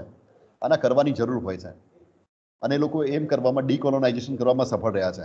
અરે અંગ્રેજી ભાષાને પણ ધીમે ધીમે એમને, તમે જુઓ, પેલા બોયઝ કહેતા હતા એ ગાયઝ કહે છે, ગર્લ્સ કહેતા હતા એ ગર્લ્સ કહે છે. પેલું લેખિત બંધારણ સ્વીકાર્યું એમને, પ્રેસિડેન્શિયલ ફોર્મ ઓફ ગવર્મેન્ટ સ્વીકાર્યું, જ્યારે સામે પાર્લામેન્ટરી ફોર્મ ઓફ ગવર્મેન્ટ હતું.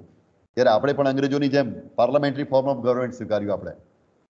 તો આ આખું ડીકોલોનાઇઝેશન થાય છે અને અમેરિકામાં સફળ થયું. મને લાગે છે કે ભારતમાં એ કરવાની જરૂર હતી અને છે. પછી આ ગુલામોનું શું થયું? આટલા બધા ગુલામોનું જે નવા લાવેલા, એમની ભાષા જુદી હતી. તો અમેરિકન સરકારે આફ્રિકાની અંદર લાઇબેરિયા નામની એક જમીન ખરીદી લીધી, ઘણી બધી જમીન ખરીદી લીધી અને એને લાઇબેરિયા નામનો દેશ બનાવ્યો. લિબર્ટી પરથી આ શબ્દ આવ્યો છે, લાઇબેરિયા. અને ગુલામોને પૂછ્યું, મુક્ત થયેલાને, કે તમારે તમારા વતન પાછા જવું છે, આફ્રિકા કંઈ રહેવું છે? અને ઘણા બધા ગુલામોએ કહ્યું કે અમારે વતન પાછા જવું છે. સાહેબ, એ જમીન ખરીદી લીધી આફ્રિકામાં અમેરિકાની સરકારે. એ દેશનું નામ આપ્યું લાઇબેરિયા અને બધા ગુલામોને એમના વતન પાછા મોકલ્યા. જુઓ, લાઇબેરિયાનો રાષ્ટ્રધ્વજ સ્ક્રીન પર જુઓ તમારા. અમેરિકાના રાષ્ટ્રધ્વજને થોડોક મળતો આવે છે. જેમ આપણા રાષ્ટ્રધ્વજને તિરંગો કહીએ છીએ, એમ અમેરિકાના રાષ્ટ્રધ્વજને સ્ટાર્સ એન્ડ સ્ટ્રીપ્સ કહેવાય છે. આની અંદર પણ સ્ટાર્સ છે ને સ્ટ્રીપ્સ છે લાઇબેરિયાના. પ્રશ્ન એ હતો કે એરિસ્ટોટલ એમ કહેતા કે ગુલામી કુદરતી છે, નેચરલ છે.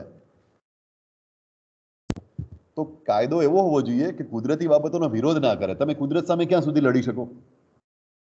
અંતે તમે હારી જવાના. કુદરત સામે લડવું શક્ય નથી. તો ગુલામી કુદરતી છે, એરિસ્ટોટલ એમ કહેતા.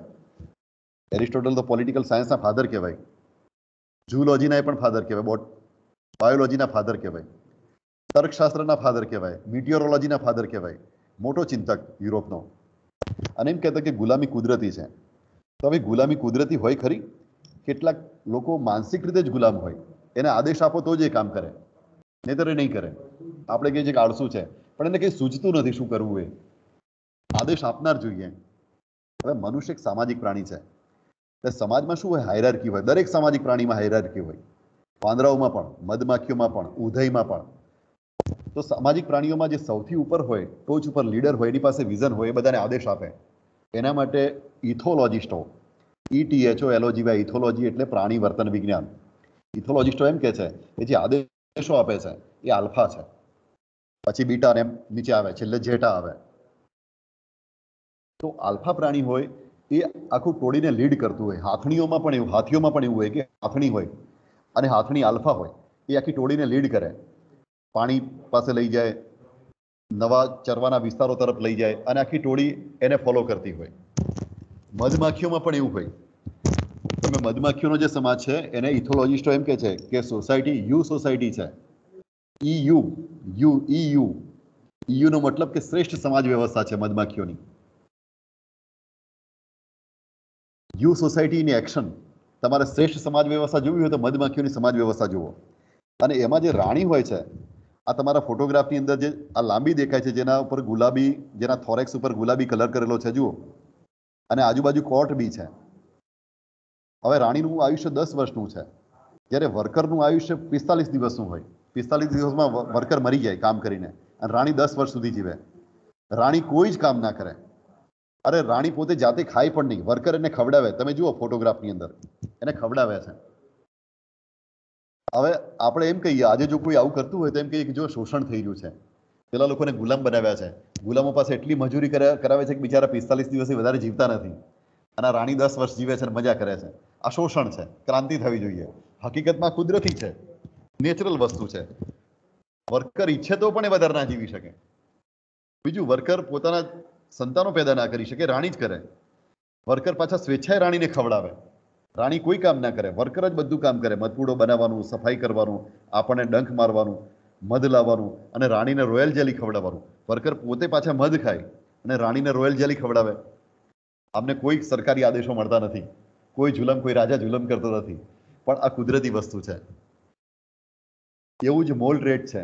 આ જુઓ ફોટોગ્રાફ, ત્યાં પણ એવી સમાજ વ્યવસ્થા છે કે એની પણ જે ક્વીન છે એની ક્વીન્સ ચેમ્બરમાં રહે. તમે કહેશો કે સાહેબ આ તો ઇન્સેક્ટનું ઉદાહરણ આપ્યું, તો આ મેમલ્સ છે, સસ્તન વર્ગના પ્રાણીઓ છે. એવું મનુષ્યોમાં છે કે ચિમ્પાન્જી, ગોરીલા, આપણે બધા જે આપણો એન્થ્રોપોલોજીકલ હિસ્ટ્રી જોઈએ નૃવંશશાસ્ત્રની દ્રષ્ટિએ,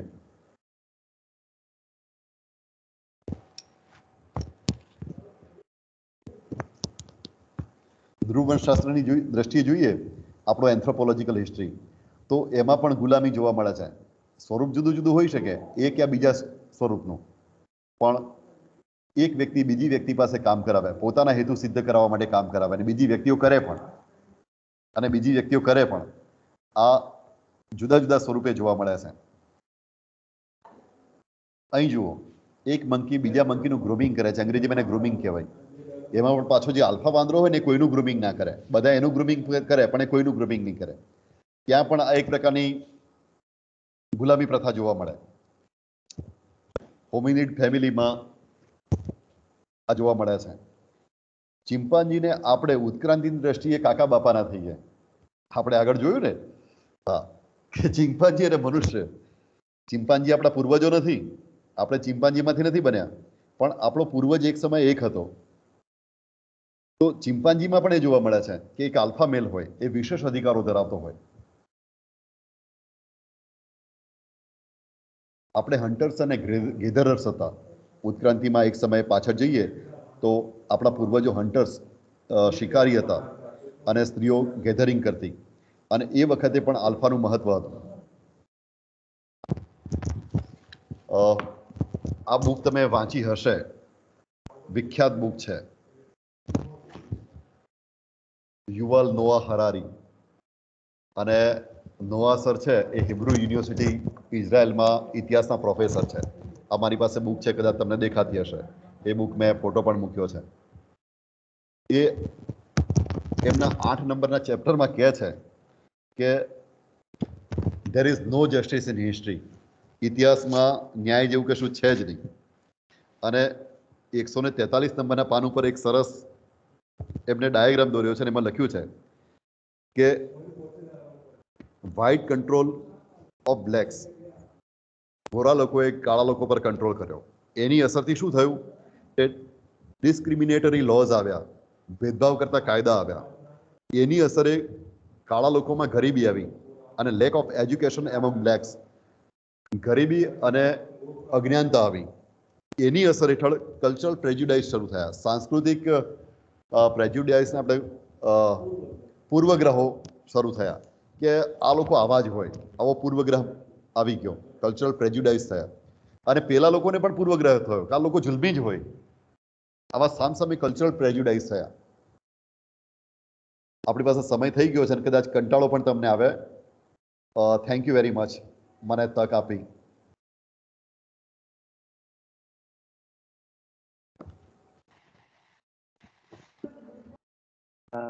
યસ સર, આપનું screen sharing sir please of કરશો. શું સર? સ્ક્રીન શેરિંગ બંધ કરશો એટલે તમે અમને આખા દેખાઓ. હા જી, યસ.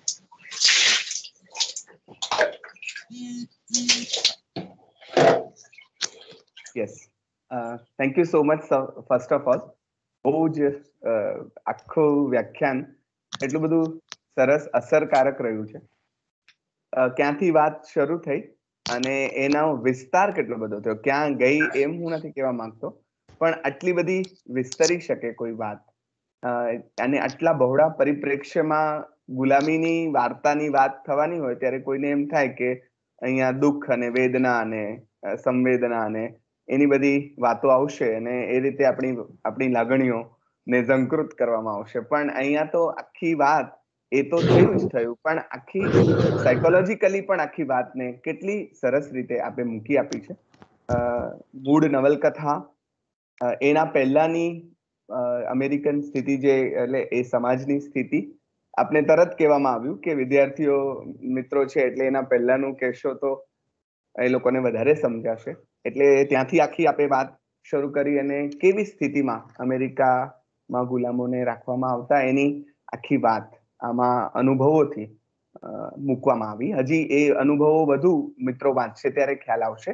ખરેખર તો અહીંયા ઈશારો જ આપે કર્યો છે કે આવા પ્રકારના જુલમ એ ગુલામો ઉપર કરવામાં આવતા, પણ મૂળ તો આખી કૃતિ જે તમે કહ્યું કે પેરાસિટામોલ લેવી પડે એવી સ્થિતિ જે થઈ હોય, તો એ સ્થિતિમાં તો બિલકુલ જ એમાંથી જયારે તમે સર્વાંશે પસાર થાવ ત્યારે આખી વાત ખબર પડે. પણ બહુ જ બહોળા પરિપ્રેક્ષ્યમાં આખી વાત તમે મૂકી છે, એટલે કોઈ એક કૃતિ કેટલી અસરકારક બની શકે અને એનું વ્યાખ્યાન કેટલું અસરકારક બની શકે, કેટલું અભ્યાસપૂર્ણ હોઈ શકે, એની આજે આપને બધાને વધુ એક વખત ખબર પડી છે. આપણી સાથે ઘણા બધા શ્રોતા મિત્રો છે અને જે લોકો વાત પણ કરવા ઈચ્છે છે તો આપની સાથે કોમ્યુનિકેશન કરશે, એ લોકો પ્રશ્નો પણ કરશે, રજૂઆત પણ કરશે. યસ, અભિજીતભાઈ સૌથી પહેલા કહેશે. મારે પૂરક માહિતી આપવાની છે. બિલકુલ સર. સાયન્સનું ગુજરાતી હવે ઉપલબ્ધ છે, રાજ ગોસ્વામીએ કર્યું છે અને એ સારું અનુવાદ છે.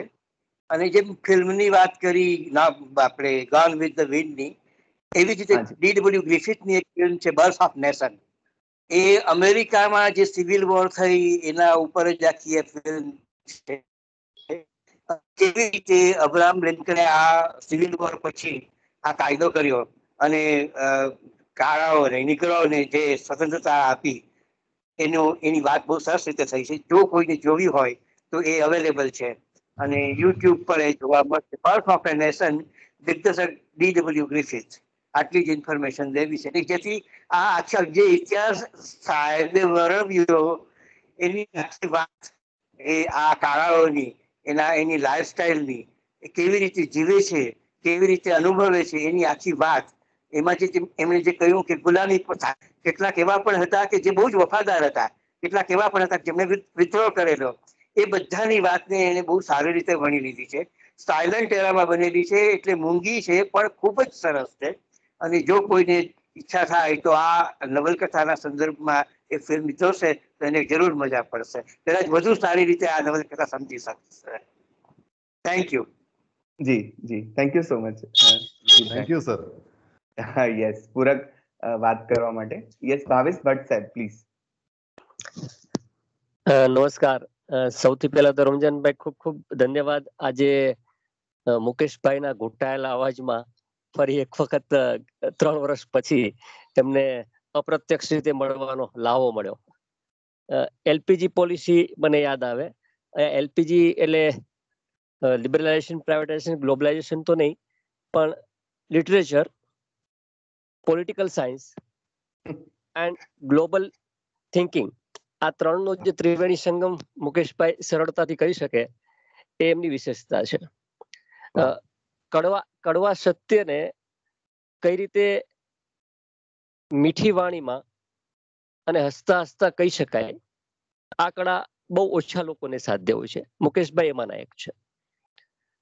એમણે બહુ ગંભીર વાત, અંધશ્રદ્ધાનું અફીણ, આના વિશે કૃષ્ણ દવેની કવિતા પણ બહુ સરસ છે. પણ ખરેખર આ અફીણ આપણને કેટલા વર્ષો સુધી ધ્યાનમાં રાખી શકે એ ખરેખર વિચારવા જેવું છે. જ્યારે મુકેશભાઈ અંકલ ટોમ્સ કેબિનની વાત કરતા હતા ત્યારે એના દરેક પાત્રો મારી નજર સામે તરવરતા હતા. 96-97માં જ્યારે પ્રોફેસર જોસેફ અમને જ્યારે ભણાવતા ત્યારે અમને એમ લાગતું કે અંકલ ટોમ છે એ મારી સામે છે. અને એટલી તન્મયતાથી એ સંવાદો બોલે કે જે રીતે મુકેશભાઈએ કીધું કે અંકલ ટોમને જ્યારે બોલતા સાંભળું ત્યારે મને જીસસ દેખાય, એ ઘટના અમે અનુભવી છે. અને એ એટલો કદાચ એ સમય મારા ઉપર પ્રભાવ થયો હતો કે હું ત્યારે નોટબુક જાતે બનાવેલી વાપરતો, તો એ નોટબુક ઉપર જીસસના બ્લેક એન્ડ વ્હાઇટ ફોટા ચોંટાડતો.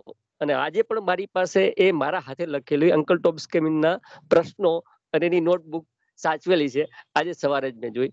એટલે આ બધા સંસ્મરણોમાંથી પસાર થવાની આ અનુભૂતિને પામવાની એ ખરેખર મજા આવી અને મુકેશભાઈને મળવાનો આનંદ તો હોય જ હોય. ધન્યવાદ. જી ભટ્ટ સાહેબ, સાહેબે આરંભે જ તમારો ખૂબ ઉલ્લેખ કર્યો આજે સવારે તમારી જે વાત થઈ એ સંદર્ભે, અને એની કેટલીક વાતો પણ તમે જોડાયા એ પહેલા જ એમણે કરી, જે પાછી તમે જોડાયા પછી થોડીક પણ રિપીટ થઈ, એટલે એનો સંદર્ભ તમારી સાથે પણ જોડાયો. પણ આપણે જેને માનવીય સભ્યતા કહેતા હોઈએ એવી માનવીય સભ્યતા, એટલે આપણે સિવિલાઇઝ્ડ થયા કે ખબર નહીં અનસિવિલાઇઝ્ડ થયા, કે એ સંદર્ભમાં આગળ વધ્યા કે આપણા જ લોકોને, આપણા જેવા જ મનુષ્યોને કોઈને આપણી નીચે રાખવા, દબાવવા, એની પાસેથી કામ લેવું, એ તો બરાબર, કામ લેવાના લેવલ સુધી તો, પણ એને માણસ તરીકે પણ ગણતરીમાં ન લેવા. અને તમે જે વર્ણન કર્યું એ વર્ણન અત્યારે મિત્રોને બધાને બહુ જ એમ થતું હોય છે, અમારા વિદ્યાર્થીઓને, જ્યારે એ વિદેશનું કલ્ચર જુએ છે ત્યારે, કે ઓહો ત્યાં જન્મ્યા હોત તો કેવી મજા પડત. પણ આપણે ત્યારે આવી બધી કૃતિઓમાંથી પસાર થતા એ લોકોને ખ્યાલ આવે કે આ જે વિકાસ થયો છે એના મૂળિયામાં આવી ઘટનાઓ પણ છે, અને એ ઘટનાઓમાંથી પસાર થઈને પછી આજે આ દેશ કે કોઈ કન્ટ્રી કે કોઈ ખંડ આ કક્ષાએ પહોંચે છે, આ કોઈ સમાજ મૂળ તો આ કક્ષાએ પહોંચે છે. તો અલગ અલગ અભિગમથી ખાસ કરીને ગુલામીની વાત આવી, એના સંવેદનોની વાત આવી, આખી વાર્તા પણ એટલી બધી સરસ સંવેદનિક રીતે કહેવામાં આવી. ટોમ આપણને બધાને ગમતા થઈ જાય, અંકલ ટોમ તો એ એટલા મજેદાર લાગે આપણને કે કેવા સરસ હશે. અને આપણને પ્રશ્ન એ થાય કે ઓલી નાયિકા જ્યારે એમ કે આપણે ચાલ, અરે એક લેડી કે ચાલો આપણે એને મારી નાખીએ અને પછી એ ભૂતની બનીને એને ડરાવે ને વગેરે, બરાબર, પણ ત્યારે એમ કે ના ના, આપણાથી કોઈને મરાય એમ, એટલે આપણાથી તો કોઈને મરાય નહીં, અને આપણે ઈશ્વરના દરબારમાં જઈએ ત્યારે ચોખ્ખા હાથે જવાનું હોય છે. તો સાહેબે જે વાત કર્યું એમાં ધર્મને એકદમ બરાબર રીતે સમજતો એક માણસ અને બીજા ધર્મના નામે અફીણ પી ગયેલા માણસો, એ બે છેડાના માણસો અહીંયા, એટલે ગુલામમાં ખરેખર તો બહુ મોટો માણસ આપણને અહીંયા દેખાયો છે. અને કહેવાતા મોટા માણસોમાં એટલે ઉમાશંકર કે મોટાઓની અલ્પતા જોઈ થાક્યો ને નાનાની મોટાઈ જોઈ જીવું છું, એ આપણને અહીંયા એકદમ દેખાય છે કે આ માણસ નાનું અમથું પણ, જે માણસ એને તકલીફ આપે છે એને પણ ઈજા આપવાનું, પહોંચાડવાનું કામ નથી કરતો. એટલે જ આપણને સાહેબને એમાં જીસસ દેખાયો કે ભગવાન અમને માફ કરજે, કે એ લોકો શું કરી રહ્યા છે એમને પોતાને પણ નથી ખબર. પણ એ વાત તો કદાચ સાહેબ આખી કૃતિની વાત કરીને પૂરી કરી શક્યા હોત, આપણને વધારે જરા ઢીલા કરી શક્યા હોત, આપણે આંખમાં પાણી લાવી શક્યા હોત, પણ એટલું જ એ કરીને અટકી નહીં ગયા. એમણે એના પછીની અસરો, એમણે એક બહુ સરસ વાત કરી કે કાયદો તો બની જાય છે પણ એમ કાંઈ ફટ દેતા ને આપણે એને અનુસરતા નથી થઈ જતા. એમ આજે પણ ભારતમાં પણ એ બધા પ્રશ્નો જુદી જુદી રીતે એના હતા, તે પ્રશ્નો આઝાદી સમયના, એના પહેલાના, અને એ બધા પ્રશ્નો આજે જુદી રીતે આપણી સામે છે. અને એમાંથી હજી જોઈએ એટલે આપણે કાંઈ બહુ બહાર આવી નથી શક્યા, કારણ કે આપણે જ્યાં સુધી એનો સ્વીકાર નહીં કરીએ ત્યાં સુધી નહીં થાય આ બધું. તો એની પણ વાત સાથે સાથે કરતા ગયા અને કેટલા બધા રેફરન્સીસ ને એ મૂકતા ગયા. વચ્ચે વચ્ચે એમણે કાર્વરની પણ વાત કરી કે પહેલા એવા બ્લેક પ્રોફેસર જે ભણ્યા, કેવી રીતે ભણ્યા, અને એ ભણવા માટે ચોપડી ખરીદીએ કેટલી બધી મહેનત કરીને, તો પણ આ લોકો તો એમ જ સમજે કે આ તો ચોરી જ કરી હોય ને, આમણે ખરીદવાનું તો કઈ આના ગજા, એટલે ગજામાં હોય કે એમ, તો એ કરી શકે કે. પણ બહુ જ સરસ રીતે એક અભ્યાસી વ્યક્તિની રીતે સાહેબે આજે વાત કરી છે આપણી સામે. એટલે હું પ્રજાપતિ સાહેબનો સૌથી પહેલા આભાર માનીશ કે આવા એક સરસ અભ્યાસી વક્તાને આપણી સાથે તેમણે જોડી આપ્યા છે.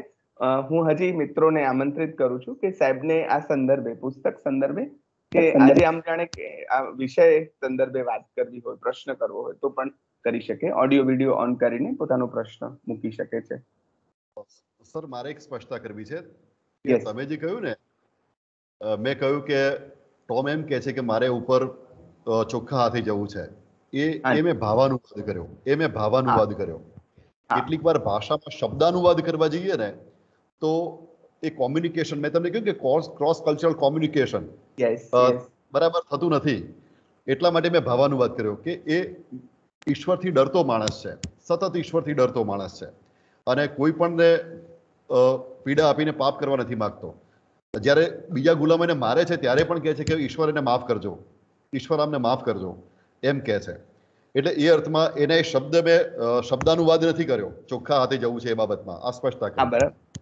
હા, ચોખ્ખા હાથે બીજું સંદર્ભ આપણે પકડીએ છીએ. બરાબર, બીજું સર કે આ બુકમાં એક સરસ સંવાદ એવો છે, હું બધું ના કહી શક્યો સમયના અભાવે અને સ્ટ્રેસની છે, કે તમે લિબર્ટીનો ઉપયોગ કેવી રીતે કરશો. માલિક પૂછે છે, એક સંવાદ આવે છે કે આ કાળા લોકો જ્યારે આઝાદ થશે ત્યારે આઝાદીનો ઉપયોગ કેવી રીતે કરશે. એટલે એ લોકોએ સંવાદની અંદર લેખિકાએ એમ કહ્યું છે કે લિબર્ટી એક સાધન છે, સ્વયં સાધ્ય નથી. સ્વતંત્રતા એક સાધન છે, એ સાધનનો ઉપયોગ કરીને તમે કયું સાધ્ય મેળવશો. આ બહુ અગત્યનો પ્રશ્ન છે અને આપણને ભારતીયોને પણ આ થવો જોઈએ. હા સર, બીજી એક વાત એવી હતી કે એ લોકોની પાસે, ગુલામો પાસે રૂપિયા આવેલા નથી હાથમાં, એટલે એ લોકોને રૂપિયાનો ઉપયોગ કેવી રીતે કરવો એ ખબર નહીં, ડોલરનો. તો રેલવેની અંદર ટિકિટ લઈને બેસવું જોઈએ, ટિકિટ લેવી પડે જ ખબર નહીં, કારણ કે પહેલા માલિક ટિકિટ લઈ લેતો ગુલામોની અને ગુલામો સીધા બેસી જતા, એમનો ડબ્બો અલગ હોય. પણ ગુલામોને એ ખબર નહીં કે ટિકિટ લેવી પડે, એટલે આઝાદ થયા પછી સીધા બેસી જતા એ તો અંદર, કે રેલવે આવે એટલે બેસી જવાનું એમ, ટિકિટ લેવી પડે એવી ખબર જ નહીં. આવી બધી પણ વાતો અંદર છે, પણ આપણે સમયના અભાવે. ઓકે, કઈ પ્રશ્નો હોય તો કહો. હાજી, કમલેશભાઈને પ્રશ્ન છે. કમલેશભાઈ. હા સર, નમસ્તે સર. નમસ્તે સર. બહુ મજા આવી સર. મુકેશ સર, ખૂબ જ મજા આવી. અને ખરેખર આજે એક રમજાન સરના માધ્યમથી જે અંગ્રેજી વાંચન પ્રત્યે આમ વાર્તાઓ બધી અનુવાદ કરેલી બહુ વાંચવી ગમે. ઘણી બધી એવી વાતો મેં ગુજરાતી, અને અત્યારે સર છેલ્લે હમણાં બી એક નોવેલનું મેં ગુજરાતી વર્ઝન જ મંગાવ્યું. તો સર મારી એક એ અપેક્ષા છે કે વિદ્યાર્થી મિત્રોને એ કહેવામાં આવે કે એવો સીધો અંગ્રેજીનો વાંચન રસ કેળવાય એક ભાષાને માધ્યમ તરીકે. તો સર એના માટેની થોડીક ટિપ્સ આપો તો ગમશે. અત્યારે અમે ગુજરાતી વર્ઝનો લાવીને જ અંગ્રેજીને ચાહીતી કરીએ છીએ, તો એ સર ક્યાંક સીધી અમે વાંચી શકીએ અને એમાં જે ગેરસમજ ઊભી થાય ને પછી મૂકી દઈએ એવું ન થાય, તો એ માટે સર આપને વિનંતી કરું. Thank you sir. મને પ્રશ્ન પૂછ્યો ને? હા, પ્લીઝ. બિલકુલ. હા. તો એવું તો કોઈ મારી પાસે જાદુઈ લાકડી નથી કે તમે સીધું મેજિક સ્ટિક કે હું ફેરવું ને અંગ્રેજી આવડી જાય. તો શ્રમ સાધ્ય છે આ કામ, શ્રમ સાધ્ય છે. તમારે ડિક્શનરી જોતા રહેવું પડે. અને હવે તો તમારી પેઢી નસીબદાર છે, આપણી પેઢી, હું પણ એમાં આવી ગયો, કે ગૂગલ આપણને જલ્દી અનુવાદ આપી દે છે, જલ્દી આપણે રેફરન્સ મેળવી શકીએ છીએ. એટલે અત્યારે તો સારી વસ્તુ છે કે આપણને તરત. પણ અંગ્રેજી મૂળ ભાષામાં વાંચો તો મજા આવશે. સંસ્કૃત મૂળ ભાષામાં વાંચો તો એનો જે ટેસ્ટ હોય એ મજા આવે છે. અનુવાદમાં એ ટેસ્ટ થોડોક ઓછો થઈ જાય છે. અનુવાદ ગમે તેટલો સારો થયો હોય તો પણ. પેલું કહ્યું ને કે અત્તરની એક શીશીમાંથી બીજી શીશીમાં ઠાલવવા જેવું છે. થોડીક સુગંધ તો પેલી મૂળ શીશીમાં રહી જ જાય છે. હા, એટલે થોડું કે યસ, બિલકુલ સર. ઓકે પણ સર. આપે બહુ હા, સરસ આ રીતે શ્રમ વાત સાધ્ય કરી. કામ છે. યસ. અને એક સાચા શિક્ષકની જેમ તમે કેટલાક સરસ શબ્દો પણ અમને મૂકી આપ્યા કે આ જો આવો શબ્દ આવે તો પછી એમાં કઈ ગોથો નહીં ખાતા એમ તમે, આનો આવો અર્થ છે, આનો આવો અર્થ છે, આનો આવો અર્થ છે. એટલે એ પણ અમને બધાને એ રીતે સમજાયું, મજા પડી. અન્ય મિત્રો પણ પ્રશ્ન માનો કે કરવા ગુજરાતી તળપદીમાં કોઈ એવું લખે, નવલકથા લખે અને કોઈ માતા એવો સંવાદ બોલે કે મારો દીકરો મારું લોહી પી ગયો. હા, એવો તળપદીમાં કોઈ સંવાદ લખે, માં એમ કે આ દીકરો તો મારું લોહી પી ગયો છે. અને જો એનું ટ્રાન્સલેશન થાય અને જો કોઈ બીજી ભાષામાં થાય તો અર્થનો અનર્થ થશે. માં કહેવા કંઈક જુદું માંગે છે એમ. મુહાવરાઓ હોય ને, હા, અને ત્યાં જુદું ટ્રાન્સલેશન થાય એવું બની શકે. અને એવું જ અંગ્રેજીમાં પણ થાય કે ત્યાંથી આપણે ત્યાં આવે એટલે થોડોક અર્થ આપણે કંઈક જુદો કરી શકીએ. ઓકે, બિલકુલ સર. હાજી, અન્ય કોઈ મિત્રો પણ પ્રશ્ન કરવા માંગે તો જરૂર કરી શકો.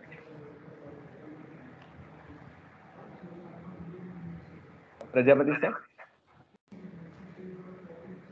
કઈ કે છે, ભટ્ટ મેમ કઈ કે છે, એમનું માઇક બંધ છે. કોનું? હા, મેમ બોલે છે કઈક. હા, એક મિનિટ. હા, સંધ્યા મેમ. હા, સંધ્યા મેમ.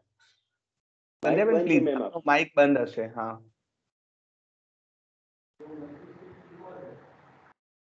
હું કરું છું. હા.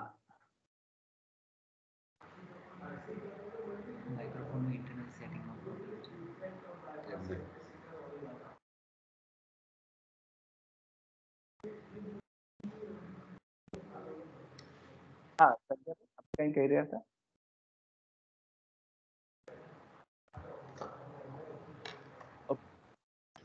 તો યસ પ્રજાપતિ સાહેબ, તમે ત્યાં સુધી કદાચ સંધ્યાબેનનું માઇક ઠીક થઈ જાય, તમે વાત કરી શકો. ના બસ સર, બહુ મજા આવી સરને સાંભળવાની. ઘણા સમય આટલો ઘેરો અવાજ સાંભળ્યો. મેં કીધું હતું સરને કે સરનો અવાજ બહુ મજાનો છે, કોપીરાઇટ થાય એવો. Yes of course. એમના લેક્ચરો સાંભળવા બહુ ગમે છે. એમને જ્યારે ઘણી વખત પીપીટી પ્રેઝન્ટેશન આપે ત્યારે સાહેબને ખૂબ મજાથી સાંભળતા હોય છે. અને એનિમલ બિહેવિયરની મેં તમને ખાસ વાત કરી હતી, તો એ પણ તમને અત્યારે એમની પ્રેઝન્ટેશનમાં તમને જોવા મળ્યું હશે. બહુ સરસ મજાની વાતો કરે છે. આપણે એમનો વધારે પડતો લાભ લઈશું આપણી સંસ્થાના વિદ્યાર્થીઓ માટે પણ. બિલકુલ, મને ગમશે. યસ, બિલકુલ સર, બિલકુલ બિલકુલ. એક વાત બહુ જ મજાની થઈ, જે ખાસ કરીને ભટ્ટ સાહેબને કેન્દ્રમાં રાખીને એમણે કરી, કે માનસિક ગુલામીમાંથી મુક્ત થવાની વાત.